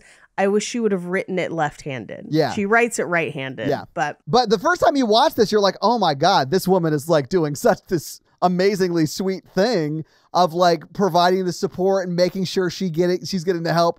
And then the second time you watch it, you're like, don't talk to her. She's bad. You don't want to talk to Joan. Oh, I was suspicious of her instantly, even the first time. I don't know what it was about her that I was like, mm-mm. I know what it was because I saw her beat all those women in the freaking Handmaid's Tale. That is the same actress. You're right. And she's great. She's good in this too, man. She's great. I think because I hadn't seen her in the first group and maybe it wasn't in this scene that I immediately suspected her, but when she was like, oh, my mom used to embroider things just like that. And it's like the first time she goes over to her house, like before the seance, everything. That was my red flag of like, she knew the mom. Okay, yeah. Oh, yeah. They telegraphed that completely. Well, also, knitted doormats are not a common thing. No, they're not. Embroidered doormats? No, they're not. And to be honest with you, I don't think they're doormats. I think they're pillows for kneeling. Oh. Like prayer rugs, maybe? Yeah. Pillows for kneeling. I didn't know you could buy those. Mikey, you can. And you should. Yeah. They sell them in gardening stores if you want to get real cheap. Get a nice one. Get like a lily pad. Girl, we need to take a time out. You need to go out to my shed. There's some gardening pillows out there. Yeah, it's the pillow that says, turn your green thumb brown. Let's do this. Oh, no. Oh, I don't like it. Honestly, that was the reaction I was hoping for. Back at the house after group, Toni Collette is going to sleep in the treehouse again, and Gabriel Byrne is worried about her because it is very cold. Yeah. But I'm like, dude, don't you get why she's sleeping out there? Like, I understand. Anyway, she wakes up in the treehouse because she hears the tongue clicks, which there is a part of me that's like, if somebody is really good at editing, edit together all the tongue clicks from this movie, but add an after each one. Hysterical. That'd be great. I love it. Yeah. So she hears the tongue pop, and it looks like there's someone in the corner because there is in the camera, but in the story, technically no one. Yeah. We cut to a shot of their mailbox where they get a like flyer for a medium named Suzanne Barlow. We will never see her go to that medium, but that's the same medium that Joan references. Yeah. And I'm like 90% sure it's just one of the cult members. Yeah. So Andy is making a miniature of Charlie's room and adds the writing on the wall. Yeah. The necromancy writing. And she has a note that says, call gallery about extending. As she kind of gets distracted looking at it, she knocks over paint and accidentally spills it on the note from Joan, decides to go to Joan's house. This is where she sees the doormat that says Joni. And this is where she says, my mother used to make doormats, welcome mats just like that. And Joan just goes, oh, interesting. They sit at the table. I mean, when I first saw this movie, I was like, oh yeah, I guess that is interesting because I don't know if this is like a common doormat in like Colorado or wherever this is. I've never seen or heard of that in my life. I would be like, my mom made those. I'm out of here. I hate my mom. I'm triggered. In the house, the way that the camera is justified because they are shot from the rear, Joan is on her right-hand side and also on the right-hand side of our screen. Yeah. That will change later, very specifically. Well, I think it probably changes when you're supposed to realize that Joan is bad. Before. It's actually before. It's your precursor hint that she is bad. Okay, that makes sense. Because they're showing her on the right-hand side because they want you to think she's good. And Correct. That is the misdirect. Yes. Mm-hmm. This is also where we first get the story about her sleepwalking and almost burning Charlie and Peter alive. Yeah, this is the time she tells a story that she definitely was sleepwalking, but either way, she was about to commit a double murder suicide, or dissociating something. Yeah, I honestly thought she may have been sleepwalking. Like, I don't know, but like she was about to kill everyone in the house with paint thinner and matches. Yeah, I mean, we see her sleepwalk in this movie, or I would argue dissociate or have a delusion. She's an unreliable narrator. Yeah, that's fair. Because after the seance, she does sleepwalk quite a bit. Quite a bit. Yeah. Mm-hmm. Or is she possessed? Anyway, so She then says, she's like, it was impossible to convince them it was sleepwalking, and it became like a point of contention, which again, outside looking in, if I found Jake dousing the cat in paint thinner, it would be a point of contention. Yeah, whether he had a lighter or matches or not, I would have a few questions. Yeah. I'd be like, you don't get to pour paint thinner on the cat. I feel like I shouldn't tell you this rule, but you don't. That's something we do as a family. Yes. Also, if I was the son, because how long ago did she pour the paint thinner on the son? They were babies because they were sharing a room. Yeah, they were very young. They are only maybe 3 years apart max, which suggests that he was probably 3 and she was probably an infant, enough for him to possibly remember vaguely, but not enough for Charlie to remember. And she does say that she had doused herself in paint thinner, so it would have been to get rid of all 3 of them. Yeah, it was everyone in the room. It was family annihilator, which is rare for women, but yeah. I don't know if I could come back from that in a relationship. Oh, no. I mean, even if it was my mother, no. I don't think I could get back from that. No. No. Like, if I was married to someone and I woke up and the 2 kids were covered and she was almost killing them, and she's like, I'm sleepwalking. I know myself. I don't know if I could ever believe them. And I think that it's not fair to me not to trust someone for the rest of their lives and our lives together. So maybe it is time to part ways. I love how you phrased that in a way that made it seem like you're a good guy for breaking up with them. You're like, I think they deserve to have a partner that trusts them. I've been really practicing mindfulness and talking. I love it, Mikey. It's so well done. From a family safety standpoint, I would take the kids and run and try to take as much custody as I could. Yeah. Oh my God, yeah.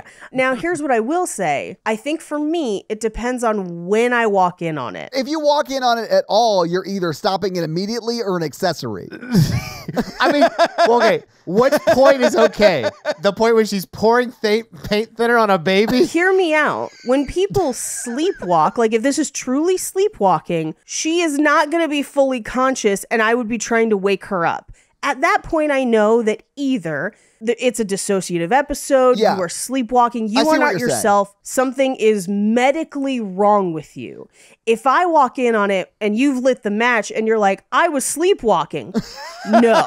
Yeah, if you voluntarily say you're sleepwalking, you're not sleepwalking. Oh, even if they're sleepwalking, I'd be like, yeah, but I don't know if I like this anymore. So here's the thing. There's a very famous comedian who has a severe somnambular disorder. Caused him to run out of Mike Birbiglia to run out of a second story window while sleepwalking because his body does not trigger the ability to wake him up. So something like this, probably not exactly like this, but something dangerous could happen while he's asleep. It is completely beyond his control. That is the thing that exists. Now that they know that, we chain her in a room every night like a werewolf. He sleeps in a pod, but also he has medications he takes, and then they also literally zip him into a pod to sleep so he can't move or go anywhere. So if I catch them and they are clearly sleepwalking, then we go to the hospital and figure something out. If they're awake and are just like, I swear I was sleepwalking. Yeah, probably not. But that's mainly because I've met Mike Birbiglia. Yeah.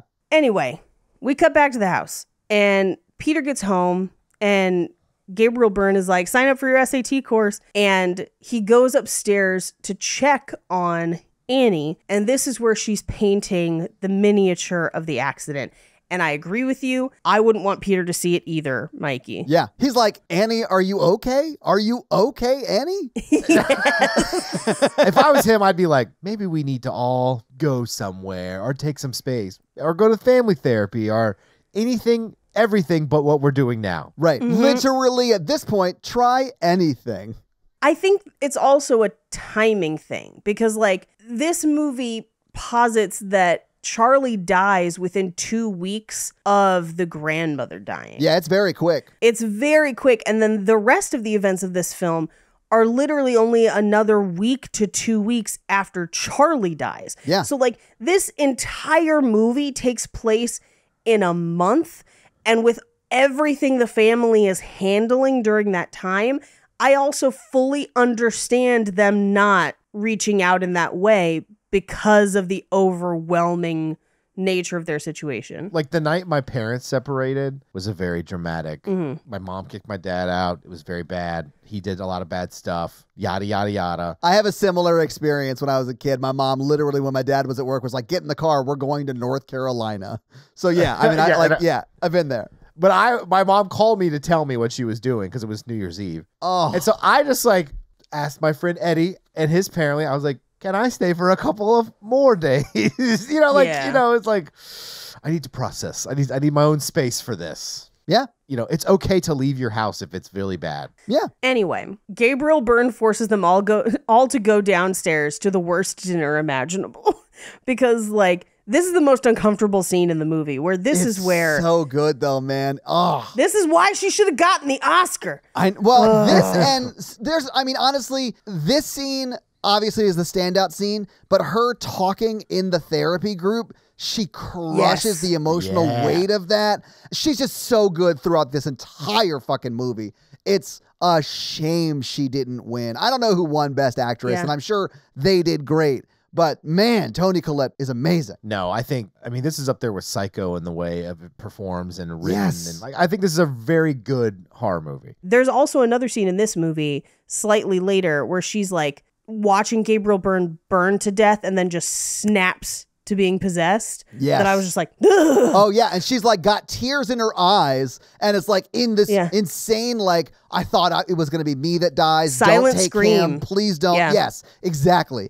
And just like in literally like a snap of a finger goes to possessed, no longer feeling any sort of grief face. And no longer present. So just haunting. Absent. Yes. Yeah. Gone behind the eyes. Yeah. I just looked up who won the Oscar that year. Who won? And it was Frances McDormand for 3 Billboards Outside Ebbing, Missouri, which is so good. Fine, and she's so good in it. Oh, so that's a great movie. I mean, like, I sort of get why Toni Collette didn't get it, but man. But here's the thing. But that movie's vanished, and this movie has. But that's why I think Todd's idea about doing Oscars 5 years from the year it's done is a better idea. I should say that is not my idea. I got it from Jack O'Brien, who was on Daily Zeitgeist, and he used to be the guy who owned and operated Cracked years back. He's been talking about that for like 10 years. I just stole it from him. I think we should give Oscars genre specific, like Best Actress in a horror movie, Best Actress in a rom-com, whatever.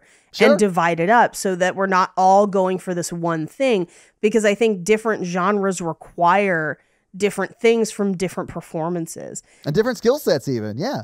And different skill sets. I'm with more the 5 years later idea, so you can see what stood the test of time. Yeah, like Shawshank and all that stuff. Oh, yeah. Anyway, back to this movie. So during the dinner, this is where she has the whole thing of like, look, I know it's not your fault. I know you're upset too. I know it was an accident, but like, I can't blame you for it, but you never said sorry. It's this whole thing. And they end up getting into a literal shouting match. I mean, it really isn't a shouting match. Like, Toni Collette is just yelling at Peter. Yeah. And it really is like, everyone knows the mom wants to say something. And so like Peter starts like poking the bear, if you will, if you're familiar with that expression, right? Yeah. And it eventually explodes into Toni Collette just ripping into him and like sort of blaming him for it, and then sort of taking it back a little bit through the, if I could take away that pain, I would, because that's, I want to shield you from that as well. It is a very like sweet, but insanely like hurtful. Like expression of, this is your fault, I want to blame you, but I can't. Exactly. And I love when she's done yelling at him, everyone sort of like takes a beat, and then he just goes, why was she there, Mom? Yeah. And then you see her face, and like she is expressing all at once like 4 different emotions, one of which is like, fuck you, how dare you? Secondly, listen up, you little bitch. Thirdly, that hurts me so bad because I know it's partially true. And like, it's just it's insane. She's so good. I was so impressed with her in this. Yeah. And essentially Gabriel Byrne ends it, which is like, he's like, everyone stops right now. Yeah. Both of you stop. And she just goes, fine. And you're just like, oh. Yeah. But we cut to, she's working on her miniatures and has to go get art supplies. So she goes to the art store where she runs into Joan. And this is where Joan is like, I had a seance. I got to talk to my grandson. It helped so much. Now, if you look really closely. Which I would be like, cool. Get the fuck away from me. I'm so glad you did that. I won't be. I won't be doing that. Yeah. If you look at the back of her car where she's loaded the art supplies, you see the chalkboard and chalk. Oh, so nice. it wasn't an Okay. item connected to her grandson. She literally bought it at the store. Now, from a props perspective, they had to put a magnet in the chalk. Oh, yeah, naturally. Yeah, of course. Have it right on its own. And apparently it was really, really difficult to do, but it was the same way that they did it in Matilda. Oh, okay, cool. Yeah. Yeah. So she talks her into going to her apartment where they have a seance where she moves a glass and then gets it to write on the chalkboard. And it definitely feels like there's a presence there. And Toni Collette is very affected by it, but also very scared and uncomfortable. Yeah. And tries to leave. And as she does, Joan is like, hey, here's a piece of paper in a language you don't understand. Say all of this while everyone's in the house. You can do the same. Right. We sort of talked about this before, but if someone hands you a paper that's in a different language, I'm not saying what's on that because A, I don't want to offend anybody. I mean, even if I'm not assuming it's supernatural, I might be saying some like terrible shit in a different language. You know what I'm saying? Like, she added context and was like, if you want to see your dead daughter, say this. Yeah. Oh, yeah. Send this in a different language. I'd be like, even still. But what if that like sentence in another language was like Hitler did nothing wrong and you don't know that? And like, you don't know that. Yeah. I mean, I do know that. Careful. Hitler did a lot of stuff wrong. Whew, good. I got scared for a second. Yeah. At minimum, you don't know which spirit you're going to talk to. So like, that's something to consider as well. Yeah. Don't call out to them. But also, this is the scene where she sits on the left. Yes. And now, granted, the camera is justified facing them. So to us, it looks like the right.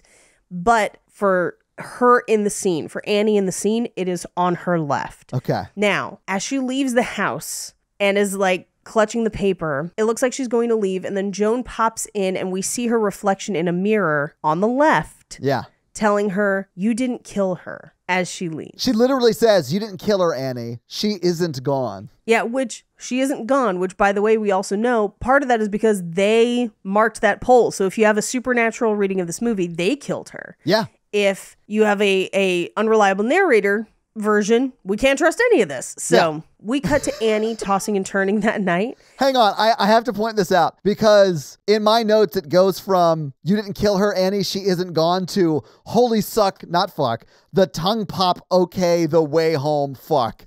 So that must mean that A, I can't type for shit. And when she was driving home, this is the scene where Toni Collette, hears it. She hears the click from the back seat. That scared the shit out of me, apparently, again. Yeah, she also, okay, so she hears the tongue pop. Then we cut to her in bed. Yeah. But we see her bedroom through another room, and I'm pretty sure that is a miniature. It would have to be, yeah. So, like, because there'd be a wall there. Yeah, I keep trying to, like, spot it in the movie, but I'm pretty sure it's a miniature. She's tossing and turning, wakes up, and there's ants all over her bed. There's ants all over the window. Yeah. She tracks them down the hall to Peter's room where he's covered in ants.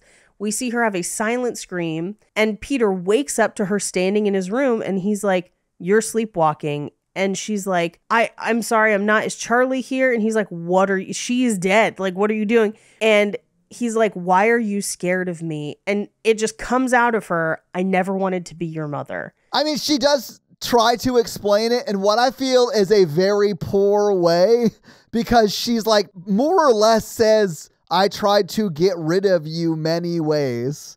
None of that worked. And I'm so glad it didn't work, right? Right. I feel like you're burying the lead. I feel like you need to start with, I'm so glad you're here and my son, I love you very much. But here's the thing. None of this is happening. This is a dream. Okay, that is true. That's so fair. he never hears it. This is her talking to her. Yeah, this makes is sense. her grappling with the fact that she has lost a child, grappling with the fact that she may have had some trouble parenting in the past, grappling with the fact that maybe she did not naturally want to be a parent and did feel pressured into it, which, by the way, lots of people do, and is struggling with it. This is her grappling with the fact that she doesn't probably feel loving to him right now because he accidentally was responsible for her daughter's death, at least partially. So I think this is her. Oh, I don't think anybody was. I mean, partially, he was driving, like, not blame-wise, but there is but a deer involved. in the road. That's an accident. Like, that's... Sure. No one is responsible. It's like someone has to sit everyone down and be like, this was an accident. And you could go back and change a million variables, but you can't. And hindsight bias is 100%, and it is an accident. For sure. But this is her having a conversation with herself. Yeah. This is her blaming herself. Yes. Yeah. Not that that's real, but that's what she is telling herself. Or that it's right to do that, but that is what is happening. Yeah. Right. Because as she's having this conversation, they are then drenched in paint thinner, which she did not do. And it like happens in between cuts. So like every time one of them has a line of dialogue, it shows them on screen. That's very common. People are used to that. In one cut, they're both dry. Right. And then it cuts to, I think, him first. And he is like wet. It looks like they just dumped water on them. And then it cuts when he's done delivering his line back to Toni Collette and she's drenched. And then you hear a match as she's delivering her next line. And you just see it off screen. Yeah. Like, you just see the light. Yeah. And then you see her silently scream as they both burn to death, essentially. I do like that they show that she didn't light the match, that someone else lit the match. And to me, that was her grandmother. If we're following like the metaphor here, the grandmother lit the match. And then her and her family are going to play out whatever the curse is, if you're believing, not curse, but whatever they're doing in the supernatural thing of it, or just their mental unwellness. I think from the mental unwellness standpoint, this is her questioning if she was sleepwalking the first time or if she truly is, in her mind, a terrible mother who is unfit. I think this is her questioning that, and it's a big, like, it's a weight on her that she cannot articulate well, but she immediately snaps awake. We find out she was sleepwalking. Yeah. And she goes and wakes Peter up and then wakes Gabriel Byrne up, and she's like, we're having a seance. Everybody's having a seance. Yeah. So they go downstairs. She had done it 20 minutes before and was able to talk to Charlie through her sketchbook. Or she thought it was Charlie. I mean, she does say it was Charlie, but I don't think it necessarily was Charlie. Yeah. But so she starts everything up again, and the glass moves very definitively. Something crashes in the house. Peter, looking over his left shoulder, can feel things around him. He literally says, why does it feel like the air is flexing? And I really sort of liked that explanation for like tension in the air that you can feel, like in like awkward or, you know, tense situations. Right. And she basically is like trying to get her to draw in the sketchbook, and Gabriel Byrne puts a stop to it. Yeah. And he's like, no.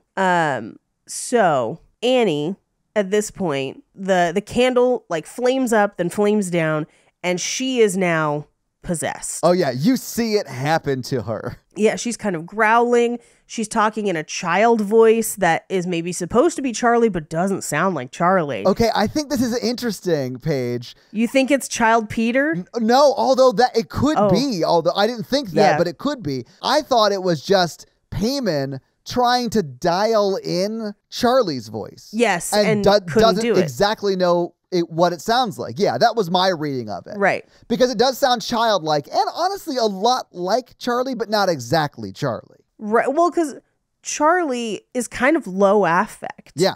And this was very bright and child, like typical child. Yeah. But they throw water on her. She wakes up. I do love to break this like possession. All you have to do is treat them like, you know, someone who like said something shitty on a first date and you throw your drink in their face. Right. Look, when in doubt, throw water on somebody. Yeah. It's my first step to anything. Unless she might be secretly a mermaid. Well, then her legs would turn to mermaid legs. Those are called fins. But then she'd be stuck on land and that could really hurt her. But that's like the worst case scenario. Yes. Every situation, throw water on someone. They're on fire. They don't have a head. They're sad. Sure. That's your eyes throwing water on you when you cry. Damn. Paige brought around to something like true. I wasn't expecting that. Anyway, we're almost at 3 hours. I know. We got to move. Although I knew this was going to be a long episode. You love Ari Aster, and we have a lot to talk about with, you know, getting your interpretations of the movie. So yeah, everyone's. Yeah. So we do see the miniature of the car and the accident, and on the wall behind it, that's where we see, and I am probably mispronouncing this, Liftoach Pandemonium. Yeah. But basically open pandemonium. We cut to Peter, who can't sleep. He goes to class the next day.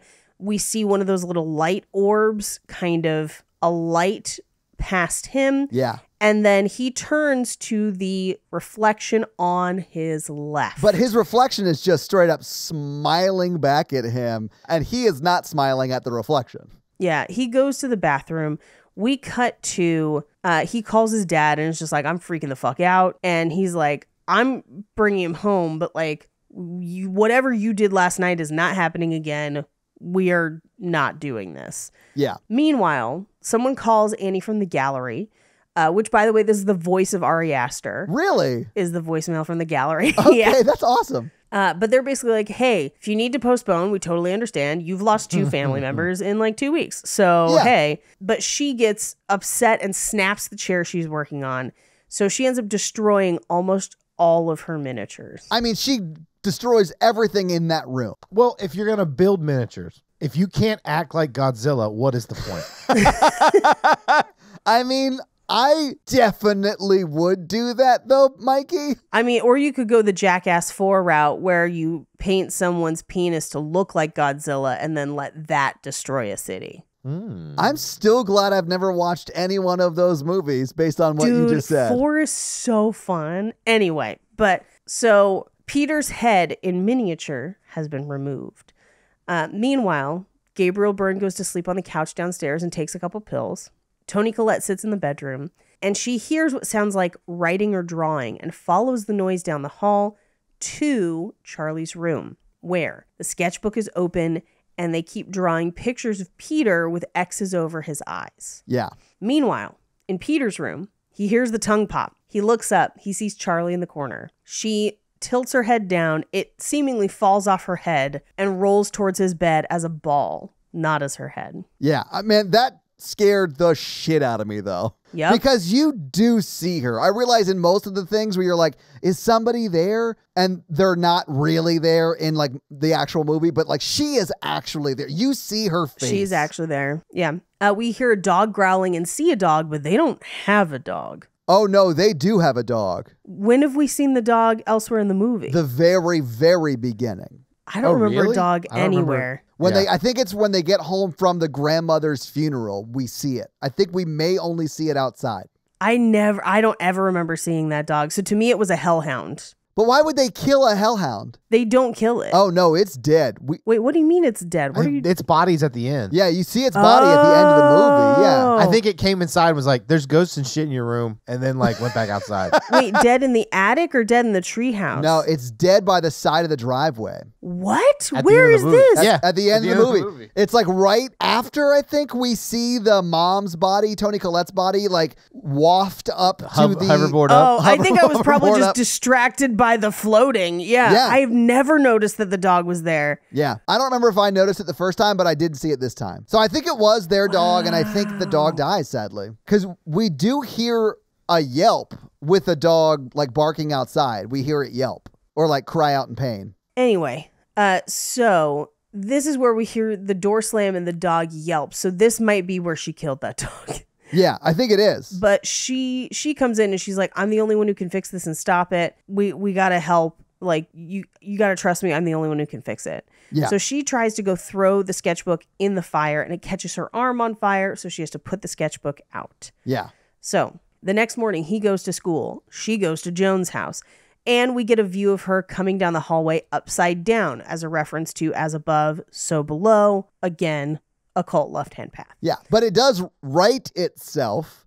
It goes from her being upside down to it being sort of the right perspective, which I think is awesome because she's starting to see the reality of her situation. So she tries to go into Joan's house. We cut into Joan's house. Joan's not answering, but there's a triangle carved into the table with Peter's face and Charlie's toys. And this is where she remembers the doormat. So she comes home, and while she's at home, he's at school. And this is where Joan is calling to him from across the street. Yeah. She's literally like expelling him. She's like, I expel you or whatever. It's very... Yeah, like, so that Payman can go into his body. Yeah. But he looks around and no one else seems to hear her or react to her at all. He seems to be the only one who can. Yeah. So Annie at home opens up her mom's things, finds the note, the like kneel pads or doormats, finds a book with the symbol, the invocations. She finds all the stuff about Payman, the god of mischief, and that it needs a human body. And that would give riches to the conqueror, but most often it has to be a male body. She then finds a photo album with a ton of photos of Joan and her mom.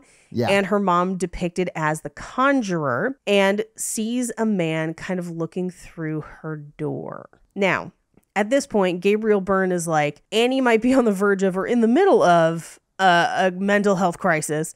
He doesn't get to send that email. Yeah. And he kind of like clicks out of it, and we see the grave site with Lee's body being removed and the empty grave. We cut back to the house. Yeah, Lee being the grandmother. Right. Yeah. Annie goes up into the attic, and this is where she finds the headless body. Not great. And the symbol in blood above the headless body covered in gross flies. Like, there's a lot to hate about this scene. And I did. Super gross. Yeah. Well, this is where the movie kicks into high gear because like 80% of this movie is slow and creeping scary. And then the last 15 minutes of this movie are the most terrifying things put to film. Yes. So at school, he hears the tongue pops. Like all over. All over. Yeah. And then it would appear that something takes over his body because he raises his arm and looks as if he's having a stroke and can't breathe and smashes his head into the desk. It's like his arm's in a contorted position and then his head like smashes that desk. Well, okay, I'm going to burn a fun fact here. Oh, sweet. So Awesome. Originally, he offered to just do it on a regular desk. Like hit his face on it? Yes. Oh, that's so Andrew WK. I'm here for it. Yeah. And Ari Aster's like, no, we'll get you like a foam desk. It'll be fine. Yeah. So they replace the top of the desk with foam, not realizing that the bottom part of the desk still hard, like still really painful. So he smacks his head into that desk full force, thinking it's foam. Yeah. Not realizing there's still hard stuff under it. Dislocates his jaw. Oh my God. In the scene, they use that take. Oh man. Wow. Okay. So, but he like committed to it and was like, yes. And that's the take they use. I honestly feel like Papa Burns is great in this movie. Peter is great in this movie. We just don't talk about it because Toni Collette is like even greater in this movie. Yeah, she's so amazing. She blows everyone out of the water, and these other performances are so good. Yeah, everybody does a great job. Yeah. So, of course, Steven, a.k.a. Gabriel Byrne, gets the phone call. He has to go pick him up from school. He's unconscious, and he's like, he did it to himself. Like, this is bad. Yeah. And she rushes out to the car to be like, yo, there's a body in the attic. I don't know what to do. And so they put Peter to bed. He goes and looks in the attic. We hear him scream off screen. And then he comes down and is like, did you do this? Like, Here's the thing.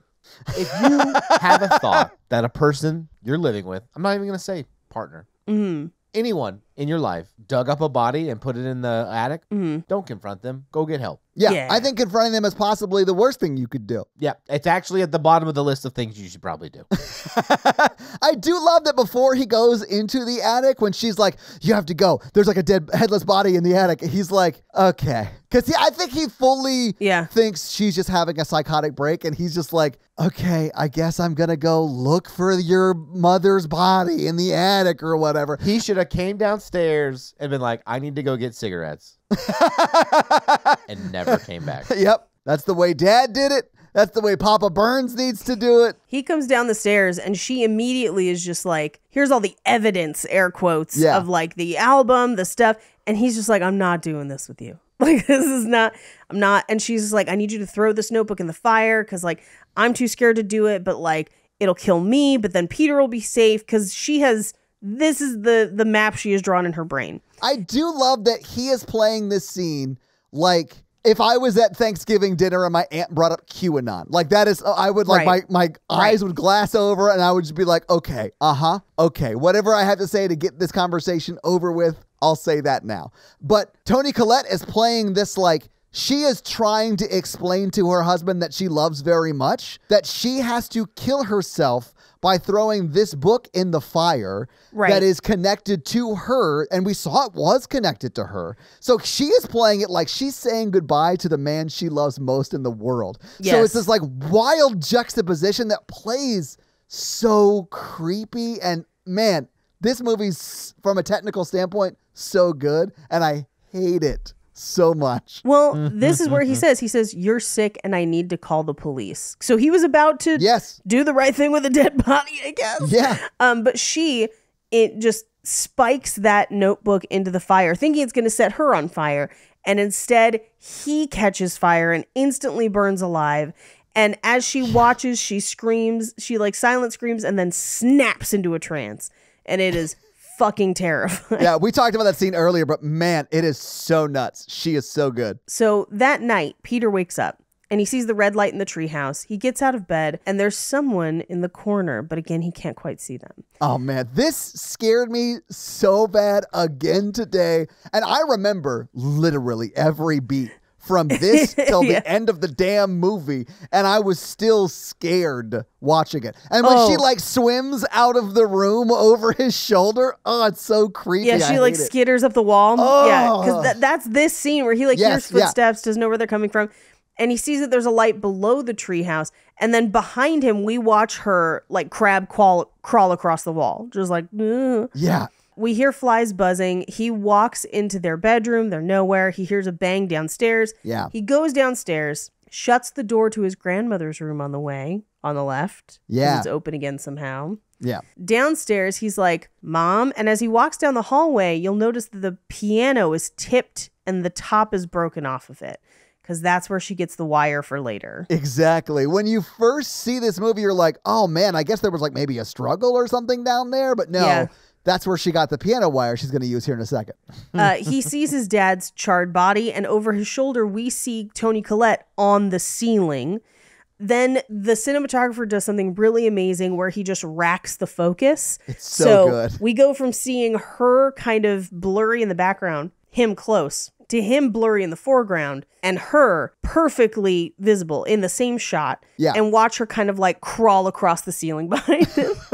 It's so fucking creepy. I hate it so awful. much. It literally is that shot that will make me check the corners of every room I go into for the next 2 weeks. I guarantee. Oh, yeah, for sure. Yeah. He sees a naked man in the closet who, by the way, was one of the men at the funeral. Yeah. This is what I've always referred to as the naked man misdirect, because at this point when I saw it the first time and he turns around and Toni Collette runs at him from the corner, I stood up in the theater and yelled, fuck. That's like a story I've told many times. I didn't do that this time, but it still scared me a lot. And I knew it was coming. He sees the naked man and then turns to look back up into the corner, which is where we last saw her. And we were like, where is she? And then she runs out of the shadow in that corner. This is the scariest so part. This is the kind of jump scare that gets me, because even though it is just something jumping out at you, A, it's earned, but B, it's not predictable. You're not like, oh, she's going to come out of the closet. You're like, I don't know where the fuck this bitch is coming from. I know. I mean, we saw her float out of his room. We saw her crawling up the ceiling. Like, she could literally be anywhere. She could be anywhere. Yeah. She chases him back up into the attic. He ends up in the attic, closes the door, and then she is bashing her head repeatedly against the attic door to get him to open it, and it is fucking terrifying. And with his language, with the words he is using to beg her to stop, he like regresses to a very childlike state. Yeah. He goes from like mom to like mommy. Like, it's so sad. It's just another thing that's hereditary in this film is their lack of head safety. Honestly, this family does have wild disregard for the potentials of head trauma. Yeah. But now in the attic, there's tons of candles. The body is gone, but the outline is there, and his photo has taken its place with the eyes poked out. Yeah. He hears what my subtitles described as flesh tearing and squelching. Ugh, I hate this part so much.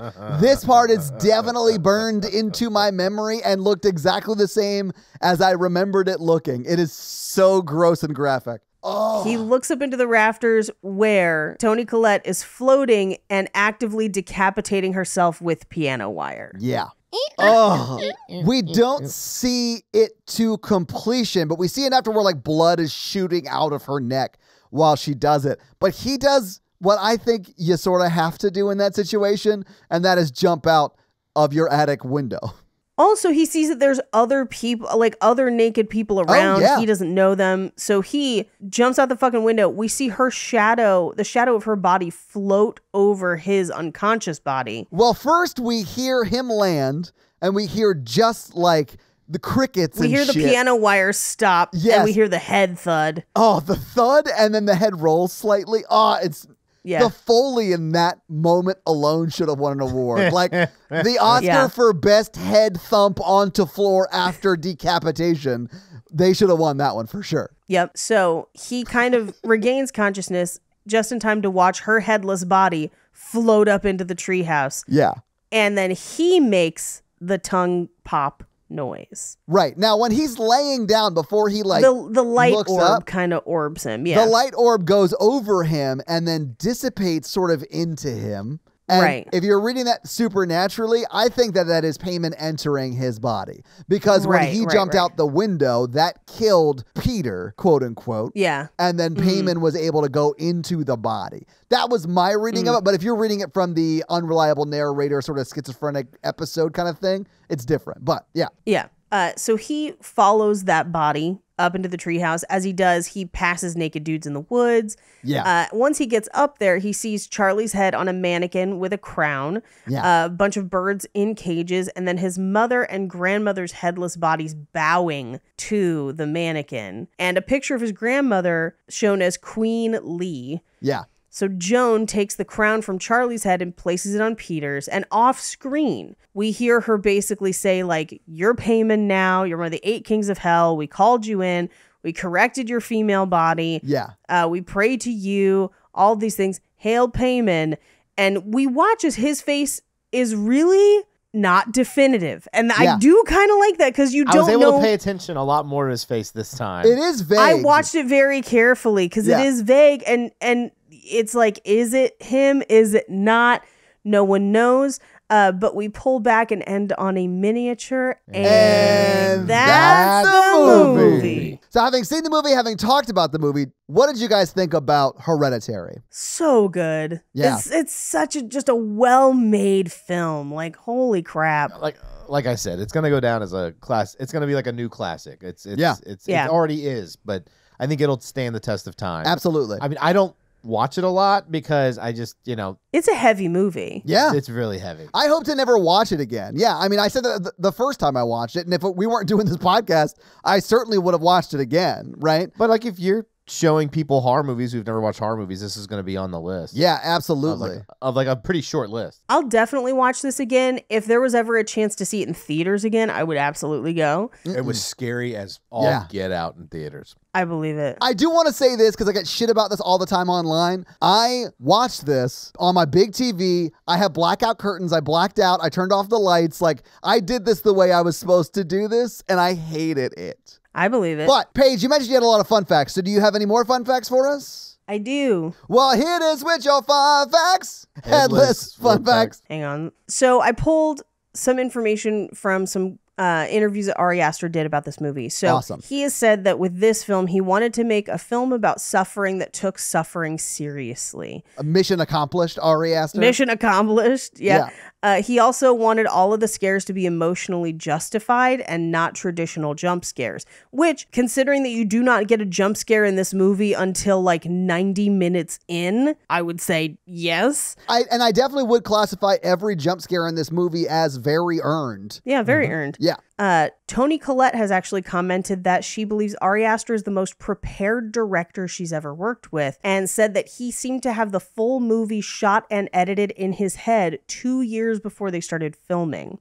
According to Alex Wolff, who played Peter, the original cut of the film could have been over 3 hours, and the additional hour is mostly more family dialogue around grief. But they trimmed it for pacing. Yeah, that makes sense. But man, I would love to just like from a critic perspective, I'd love to see that. Oh, you could just go watch Midsummer. Yeah, basically. So Ari Aster also wrote detailed biographies and backstories for all of the characters before writing the screenplay. None of it shows up on screen. However, if you're a writer, do this. Yeah. Because it informs the choices your characters make and will make them more well-rounded and seem more grounded in reality. Everyone should do that if you're writing. That fun fact, and the one about Toni Collette saying he was the most prepared director she's ever worked with, I think you feel that while watching this movie because you're like, damn, everything is intentional. Like even on a second rewatch, you're like, holy shit, I didn't notice 30 things the first time I saw this that I now notice. Right? I'm sure if I watched it again, I'd see 30 more things. Yeah, like, exactly. I'm sure. Yeah.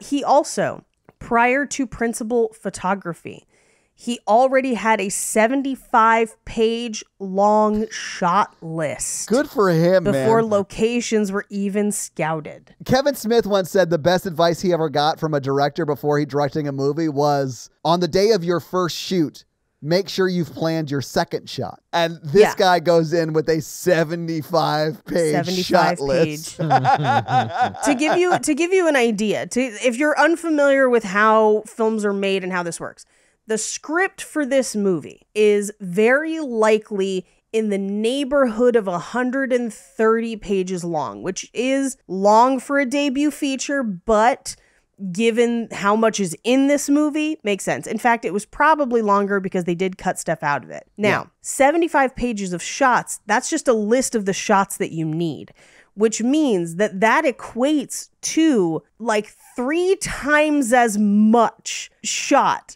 as is on the page, give or take. So that's a wild amount of preparation and a wild amount to shoot in. Do you know how long this movie took to be shot? I don't. 4 weeks. It was exactly 4 weeks. It was 32 days. 32 days, yes. That's amazingly fast for a movie like this. That's almost awesome. Unheard of, yes. Yeah. Good for them. Shit. But because he knew exactly what he was doing every step of the way. Exactly what he wanted. Yeah. Now, also, almost every single effect that could be done practically on this film is done practically. There's almost no CGI in this film. Awesome. The very few pieces are like some of her crawling on the walls and stuff that, they couldn't necessarily do. I'd imagine the light effect is also CGI, but everything else is practical. Yeah. Yep. Ari Aster claims that he has 10 screenplays written that he hopes to direct over the course of his career. If you're keeping count, he is currently still in pre-production on the 3rd. I think it's going to take a while. Do you know anything about the 3rd? So the only thing I know about the 3rd is what he has said in interviews, that he actually wanted it to be a romance, not a horror. But as we'll get into in just a second, a lot of his movies turn into horror unintentionally. This movie was supposed to be a family drama with no supernatural element. What? Yeah, and no horror element. Well, I would love for him to do a romance movie because we could do it still. Yeah, that's true. He wrote the script as a family drama. And in fact, most of the people who were in it were like, when I read it, it was mostly a family drama that at the end you're like, oh, it's a horror movie? And so he did widespread rewrites. Now, if this had remained a family drama, Midsommar would have been his first horror film like he originally intended it to be. So Midsommar, which I think is much more of a family drama as well, was supposed to be his first horror and potentially only horror movie. He doesn't necessarily want to make more. It's wild. Yeah. Well, he seems like he kind of wants to do a little bit of everything. Yeah. Yeah. I don't think Midsommar is technically, it's not as much of a horror film. It's a horror film. I don't think anyone would dispute that it's a horror film, but it definitely is a different type of horror than this is. Yes. But they both are horror, and if he is like trying to do different genres, he might want to stop bending every other genre back to horror. Back to horror. So Toni Collette had told her agent that she didn't want to do any more heavy, dark films and only wanted to do comedies, but then she got the script and liked it so much, she agreed to do it regardless. Yeah. In order to try and foster the brother-sister relationship between Alex Wolff and Millie Shapiro, he would have them go out to dinner in character a few times where she would not talk and he would spend the entire dinner trying to get her to talk. That's a good idea. That's cool. Okay. Mm-hmm. But also, part of the reason they cast everybody, Gabriel Byrne and Alex Wolff had worked together previously on, I believe it's In Treatment. No, it might be something else, but it was like 2008. Okay. But then Alex and Millie both went to school together, so they knew each other. The only person that didn't know anybody was Toni Collette. Oh. And they thought that was kind of perfect because it mirrored her feelings of alienation and isolation within the family. Yeah, because of her feelings that everyone thinks she's a burden. Exactly. The way that Ari Aster pitched the film when first trying to sell it, which, by the way, if you see A24 movies now, it's basically just an A24 movie. If you watch this movie, because this is very early, it's like an A24 movie of a whatever production of a thing production of a so-and-so film, because he had to like sell this movie. Yeah. And he sold it as, it's a story about a long-lived possession ritual told from the perspective of the sacrificial lamb, aka tragic hero. So he believes that the Graham family within this movie has no say and lacks awareness concerning the events taking place around him. It is effectively a Greek tragedy as a movie, which means supernatural, essentially. Yeah. But he also thinks that the miniature figures and dollhouses serve as a metaphor for their inescapable fate. Just as the gods play with people as dolls and dollhouses, so she has created dollhouses to basically play out what will happen to them and is inescapable. Okay. I definitely could see that reading of it too. I liked my control view of it. I was like, oh, this is definitely what it is, but I could definitely see his interpretation. Yeah, that makes sense. So Colin Stetson is the man who did the score, and they started working on this about 2 years before photography was finished. And the only direction he got was make it feel evil, which is kind of hilarious given how much preparation and everything. But also, bro, you nailed it. It does feel Nailed evil. it. Yeah. A lot of the ominous tones are his own vocals altered. Okay. The company that built the miniature houses were actually built by a guy who was supposed to do the makeup for some of the like gore, and was like, hey, who's going to do the miniatures so that we can kind of collaborate? And they're like, oh, we haven't hired somebody yet. And they were like, can we do it? So the same people who did a lot of the set design and makeup on people also did all the miniatures. Oh, interesting. Okay, cool. The production designer, Grace Yoon, did research on pagan and left-hand path rituals to design the sets. So most of the sets play with the idea of sacred geometry. So the square, when all four of them are alive, is basically representing home and groundedness. After Charlie's death, you see a lot more triangles. Yeah.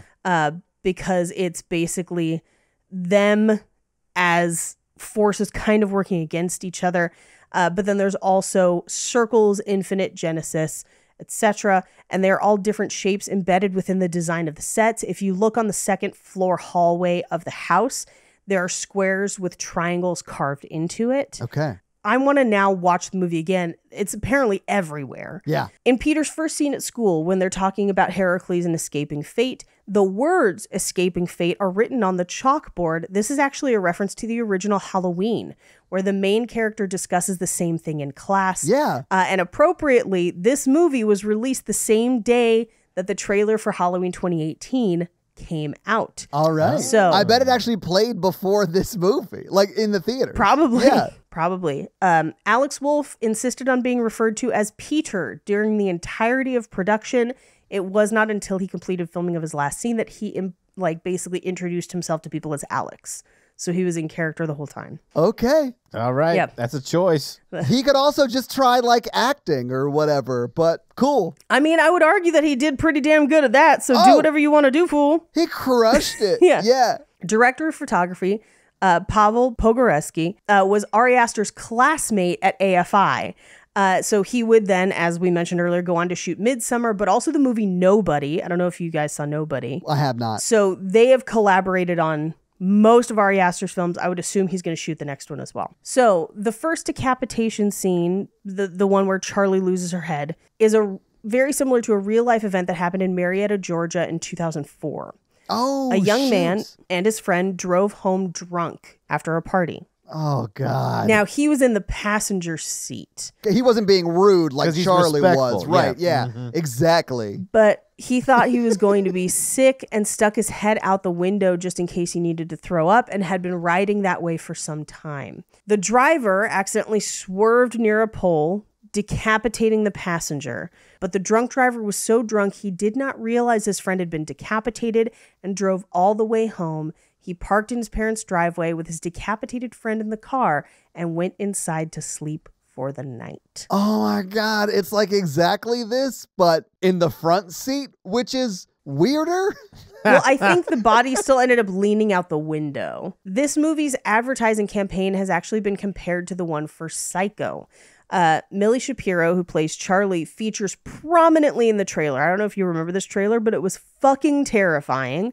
And people have compared it to Psycho because Janet Leigh is made to look like the lead of the film and then dies 15 minutes or so in. Same thing happens in this movie. Charlie dies pretty early in. Yeah. And it's possible that they named the grandmother Lee after Janet Leigh, although this has never been confirmed. Okay. So, the symbol that's shown throughout the film, particularly on the necklaces that they wear and the book, and scrawled on the post, is a slightly different version of the real seal of the demon payment as shown in old texts of the Lesser Key of Solomon. The most notable difference is that the real symbol has 4 figures instead of the 3 that the film uses. Again, that could be a reference to sacred geometry, but mostly they changed it because it was considered bad luck to use real symbolism in films. Yeah. And films who have done real symbols, The Exorcist, The Omen, Rosemary's Baby, have allegedly been cursed. Yeah, just because it doesn't exist doesn't mean you shouldn't not fuck with it. Like, don't mess with it. It doesn't matter if it exists or not. Why would you mess with it? Right. And finally, and perhaps the most fun, Charlie is seen eating a Dove candy bar when she cuts off the bird's head. Oh my God, I love everything about that. And those are your fun facts. Well, Paige, thank you for those fun facts. Let's talk a little bit about box office. Now, what do you think the production budget was for Hereditary in 2018 when it came out? I'm going to say this is like $5 million. Okay. I'm going to say 10. Okay, Mikey, you are exactly right. It is $10 million. That's still amazing. It is really good. Yeah, if you adjust that for inflation, that's almost $12 million. It's $11.8 million today. Now, this movie premiered on June 8th, 2018. I was there watching it that night. It was actually the night I met Natalie. It was 4th in the theaters that weekend. It was beat by Ocean's 8. That was number 1 that weekend. Number 2 was Solo, a Star Wars story. Number 3 was Deadpool 2. And number 4, of course, is Hereditary. And number 5 was Avengers Infinity War. Do you want to guess how much Hereditary made in its opening weekend? I remember that this was a slow burn and that this did not do well initially and then word of mouth got out and then it did better. At least that was what it seemed to be around the time. I'm going to say it made $8 million its opening weekend. Okay. Mikey, do you want to wager a guess? 12. Mikey, you're a lot closer. It was $13.5 million. Okay. So it was in the theaters for a total of 12 weeks. So what do you think it made in the domestic box office? 72.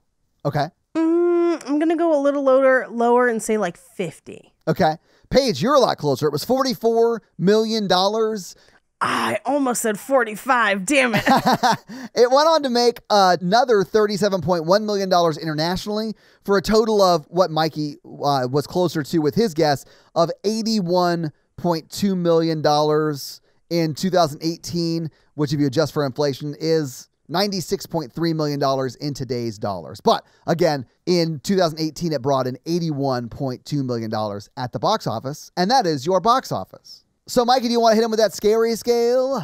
Yeah, Scary Scale Lizards is how scary we found the film when we watched it today. Our 1 example is Ghostbusters, and our 10 example is Texas Chainsaw Massacre. Paige. I would say that the first time I saw this movie, I would have probably put it at a 7 or 8. I think today it was a 5. Todd. I probably gave this a 9 in the original episode if you go back and listen to that one, but it is my 10. This is the scariest movie I've ever seen. I would say the second time around, it was a 6. It was still really scary for me, even though I knew where all the jump scares were. But it wasn't as scary as it was the night I saw it in the theaters. That would be ridiculous to think that. I respect that, though. I respect that, too. It's been so long since I've seen it that I didn't remember a lot of the jump scares. Okay. Or the whole part with the cup moving. Totally forgot that whole thing happened. So I was like, oh, this is like a new movie. So I'm going to give it a 5.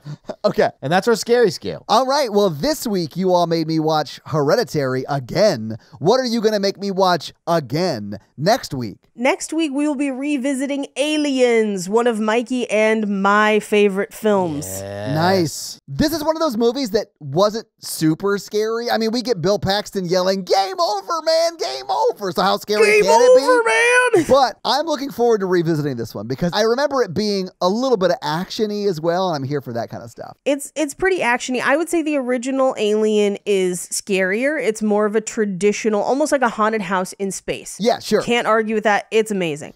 Love it. I love most of the Alien franchise, so whatevs. But what I will say is the interesting thing that Aliens does is that the first Alien was just kind of merchants. They weren't necessarily the strongest, the baddest. Aliens is like, we've got the strongest and the baddest, and they still get their shit rocked by this alien. Yeah. And it also has 80s Michael Biehn. 80s everyone. 80s everybody. I love this film top to bottom. And the lady who makes my bras. So your homework for next week is to watch a movie featuring the woman who currently makes Paige's bras and Hey, Jeanette. check back for our episode on Aliens $sign. Dollar signs, yeah. So Mikey, do you have a review for us to read? Yes. Awesome. Well, whose review are you going to read this week? A mine turtle. Are you sure it's not Anime Turtle? Because I feel like that makes sense. AMINE. I'm wrong. A mine turtle. Well, what does a mine turtle have to say? My new work buddies. Oh, okay. Aw. This podcast has been an absolute joy to me. I recently started my first desk job and discovered this podcast when looking for something to listen to while I work. Nice. Well, these three have been a great gift to me this year, and they go on to giving us individualized messages. Oh, really? Aw, thank Who do they you. go with first? It must be the person they love the most that they include first. It must be. First is the worst, and that is a thing that has been true since elementary school. You hear people saying this? Everyone's saying that first is the worst. Everyone's saying that, right? Yeah. Yeah. So the first goes to Todd, and it says, thank you for putting yourself through the stress and excitement of horror movies. Your voice makes me swoon, and your box office facts add to my ever-growing movie knowledge. I think that's the first time someone's mentioned my voice in a way that was not involved with giving them cancer. So I'll take it. Well, they were raised by an auctioneer, so it was like a small step up. A coked up auctioneer, Mikey. Paige, I can't count the amount of times I've had to hold back laughter from your jokes at work. You're hilarious, and your fun facts are the icing on the tasty horror cake. Cake. Mikey, your That's what you heard there. Mikey, your perspective from your job has been the most interesting part of this podcast to me. Well, I rarely talk about that. And then they thank me for my service. Yes. Which I don't think I'm in that space, but I'll take it, I guess. You mean like the first responders space? I've never been in a parade. Right. But you definitely are someone they call to like Emergency stuff. mental health where like people's lives are on the line type situations. But I want to be in the Christmas parade is all I'm saying. I am calling the mayor tonight. I'm going to make it happen. You're a major goofball and the wild card I always enjoy to hear. I'm not sure about these compliments, but anyway, thank you all for making this year a little sweeter. 5 stars. Well, thank you so Yay. much for that awesome 5-star review and for finding the podcast. We appreciate you listening. So, guys, if you like this show but want to hear this power throuple on another movie review show about romance and romantic comedies, check out Romancing the Pod, where Mikey, Paige, and I break down and make fun of romantic movies. It's a lot of fun, guys. Check it out. If you want to follow us on social, please do. We are at Horror Virgin or online at horrorvirgin.com. If you want to follow us all individually, you can do that as well. Paige is at Paige Wesley on Twitter or Rampage Wesley everywhere else, including TikTok. Mikey is at mrandolph24 and I am at Todd J. Awesome. If you like the show so much and you want to help financially support it, please do by going to patreon.com/horrorvirgin, where you can get a lot of great levels and a lot of great stuff like bonus episodes, director's cut episodes where they're a little bit longer and you get them actually a day earlier than the regular feed drop. We do a lot of great things like listener requests and stuff like that. So guys, check out the Patreon and help support the show. If you want to financially support me, but not Todd, just look me up on Venmo. If you can't financially support the show, that's understandable. That's fine. But if you want to hang out with us on the daily, join the Facebook group at facebook.com/group/horrorvirgin. We also link it like once a week. So just find it there and join the awesome Facebook group. Literally, we're in there talking every day. It's awesome. And guys, we got a P.O. box. So if you want to send us some love letters or whatever you might send to a P.O. box, it's actually not a P.O. box. It's like a regular street address. It's pretty awesome. It's 6688 Nolensville Road, number 108-34,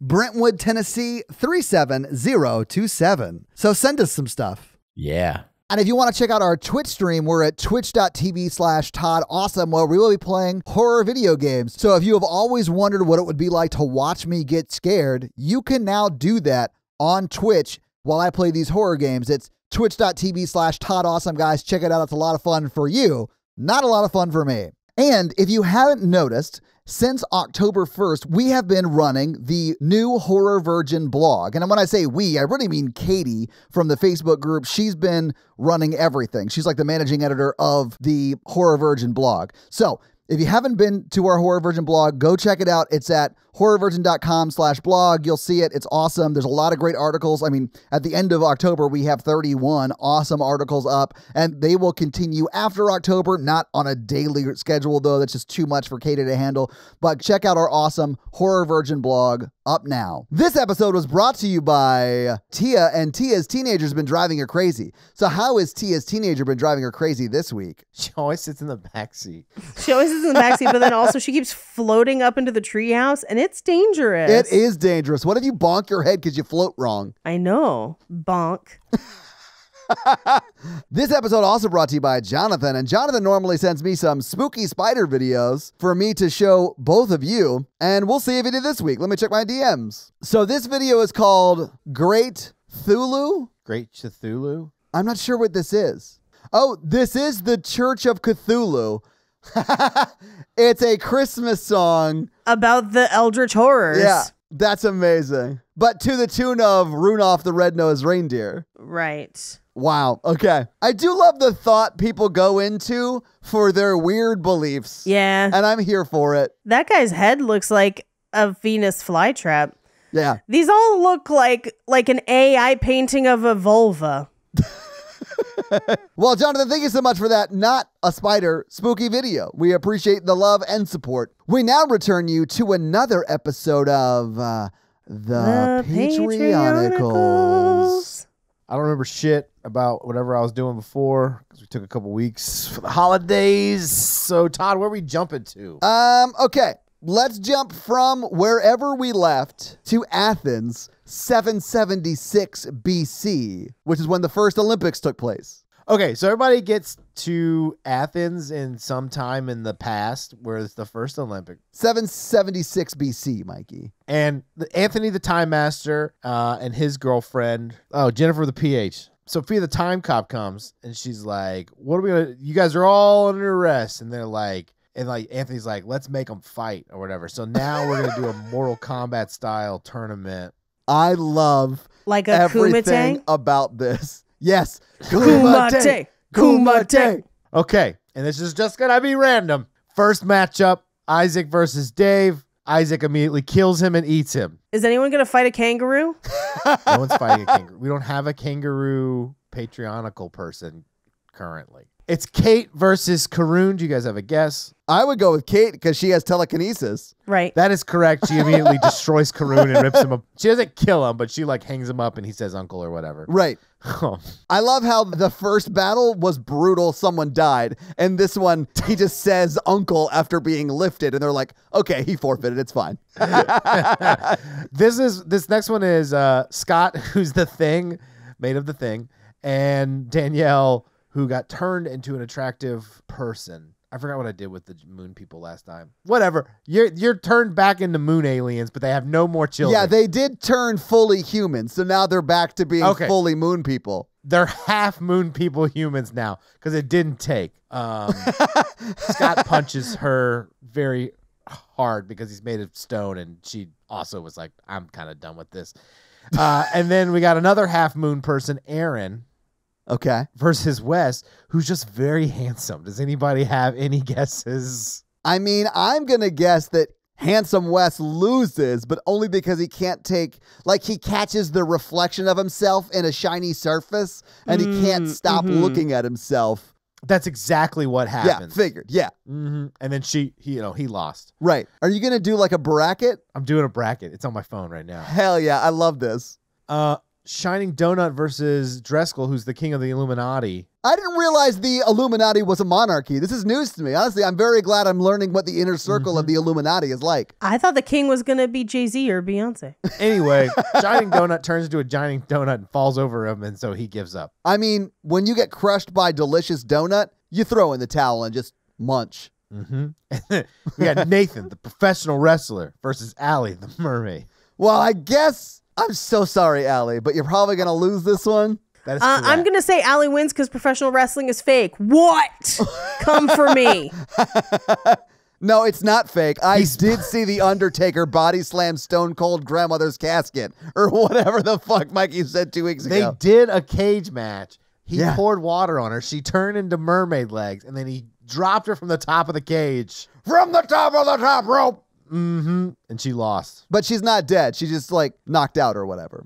Until next season at WrestleMania. Then she's going to take a chair and like knock Vince McMahon unconscious. Come to the thunder under the sea where we fight for Poseidon's belt. Sorry. It's the Underdome. Yeah. You people at home, you could try to guess who wins the whole thing before next week or whatever. Who gets thrown through the Spanish language table? Dios mío. They always do. It's always the Spanish correspondence table that people get thrown through. It's Bo Easy versus Jeremy with the laser eyes. And Bo Easy, he's a Florida man, so it's kind of... So what you're saying is he deflects the laser eyes with his own Oakley mirrored lenses on his eyes, and it kills the laser eye guy? He didn't just have Oakleys on. He also had one of those reflector things that they do in the movies to tan their face. And Jeremy cut one of his toes off. Rude. Now he's a 9-toed guy. Lost a toe. I love how we hear Mikey leaving a note about his absence of a toe. We got Libby, who is also a half mun, half human, and Cody, who runs a pawn shop wherever he ends up. He does seem to be pawn pigeonholed. Yeah. Hey. What if he pawned that toe? Hey, my man, I got you a live toe if you want one. Wait, a live toe? I don't think it was a live toe. You could buy your toe back from me if you want. Well, Libby... Costs you $600. She got the long, mun-like fingers still. Okay. And she just beat the shit out of him with those long fingers and poked him and all sorts of shit. And he just... It was just freaky. He didn't like it, so he's gone. He cried uncle. Now you got Alex, the magician, versus Lauren, the cave person. I definitely think a magician would lose to a cave woman. Wait, does she have a club? She definitely always has a club. Then yeah, she's the winner. Can he reach behind her ear and pull out a katana sword? Yes, but she beat him even harder because she doesn't understand that it's sleight of hand. Yeah, she doesn't trust magic. She's out. Oh, we got Mr. Rage Bomb versus Amy the astronaut. I mean, the bomb's going to explode. I mean, I know what's happening here, right? Definitely the bomb's going to explode. All he does is look at her and he's like, Amy, don't make me explode. And she's like, I give up. She's like uncle or whatever. I really feel like the people from the first round are just standing around listening to everyone cry uncle very early on in the fight. Like, I had to kill that man. Why did no one tell me the rules were not to the death? Mate! The next round, that's when Jennifer with a PH is like, the next round, it is to the death. Ooh, and also you have to kiss. Ooh, after they're dead. I guess we're going to find out who's kissing who on another episode of I got two more people. Oh, shit, my bad. Oh. I was just making a joke, but yeah, let's... Vance, who is H.H. Holmes, versus Garotica, the heavy metal bitch, who dresses like... She just like... It's just like the movie heavy metal. You know, that chick? I'm going to go with Garotica because in my mind, she's beautiful and bad. Yeah. And then Vance is like, he's like a little prissy 1700s, 1800s guy. You could just say it's Todd, but in like Renaissance dress. Yeah. Yeah, he's like, I'm a serial killer. And then like she just beats the shit out of him.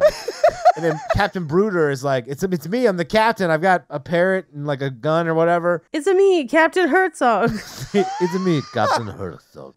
But they're like, we got you we pulled somebody through time to fight you. This is Wolfric, who is a werewolf. I mean, that checks out. With a name like Wolfric, you only have one option. Uh-huh. Yeah. Now, is he always a werewolf, or is it just during full moons? And is he going to be permanently triggered by moon people? Oh my God, there's so many possibilities. Mikey, the layers. Well, Bruder shoots him and his parrot attacks and he eats the parrot. Okay. He's just a person too, so it's weirder. But he can't get killed in person for him either because he's still a werewolf. Anyway, Sure. We'll like slaps the shit out of him, and Bruder starts crying because his parrot got killed. So we'll work one. That's the first round of the tournament of stuff. Well, I guess we'll have to find out next week who wins in the second round on another episode of the Patreonicals. That's gonna be it for us, you guys. I'm Paige. I'm Mikey, and I'm your horror virgin Todd. Keep it ooky spooky. Yeah. Have a great week. Bye. Rewatching horror movies I hated the first time, nerds.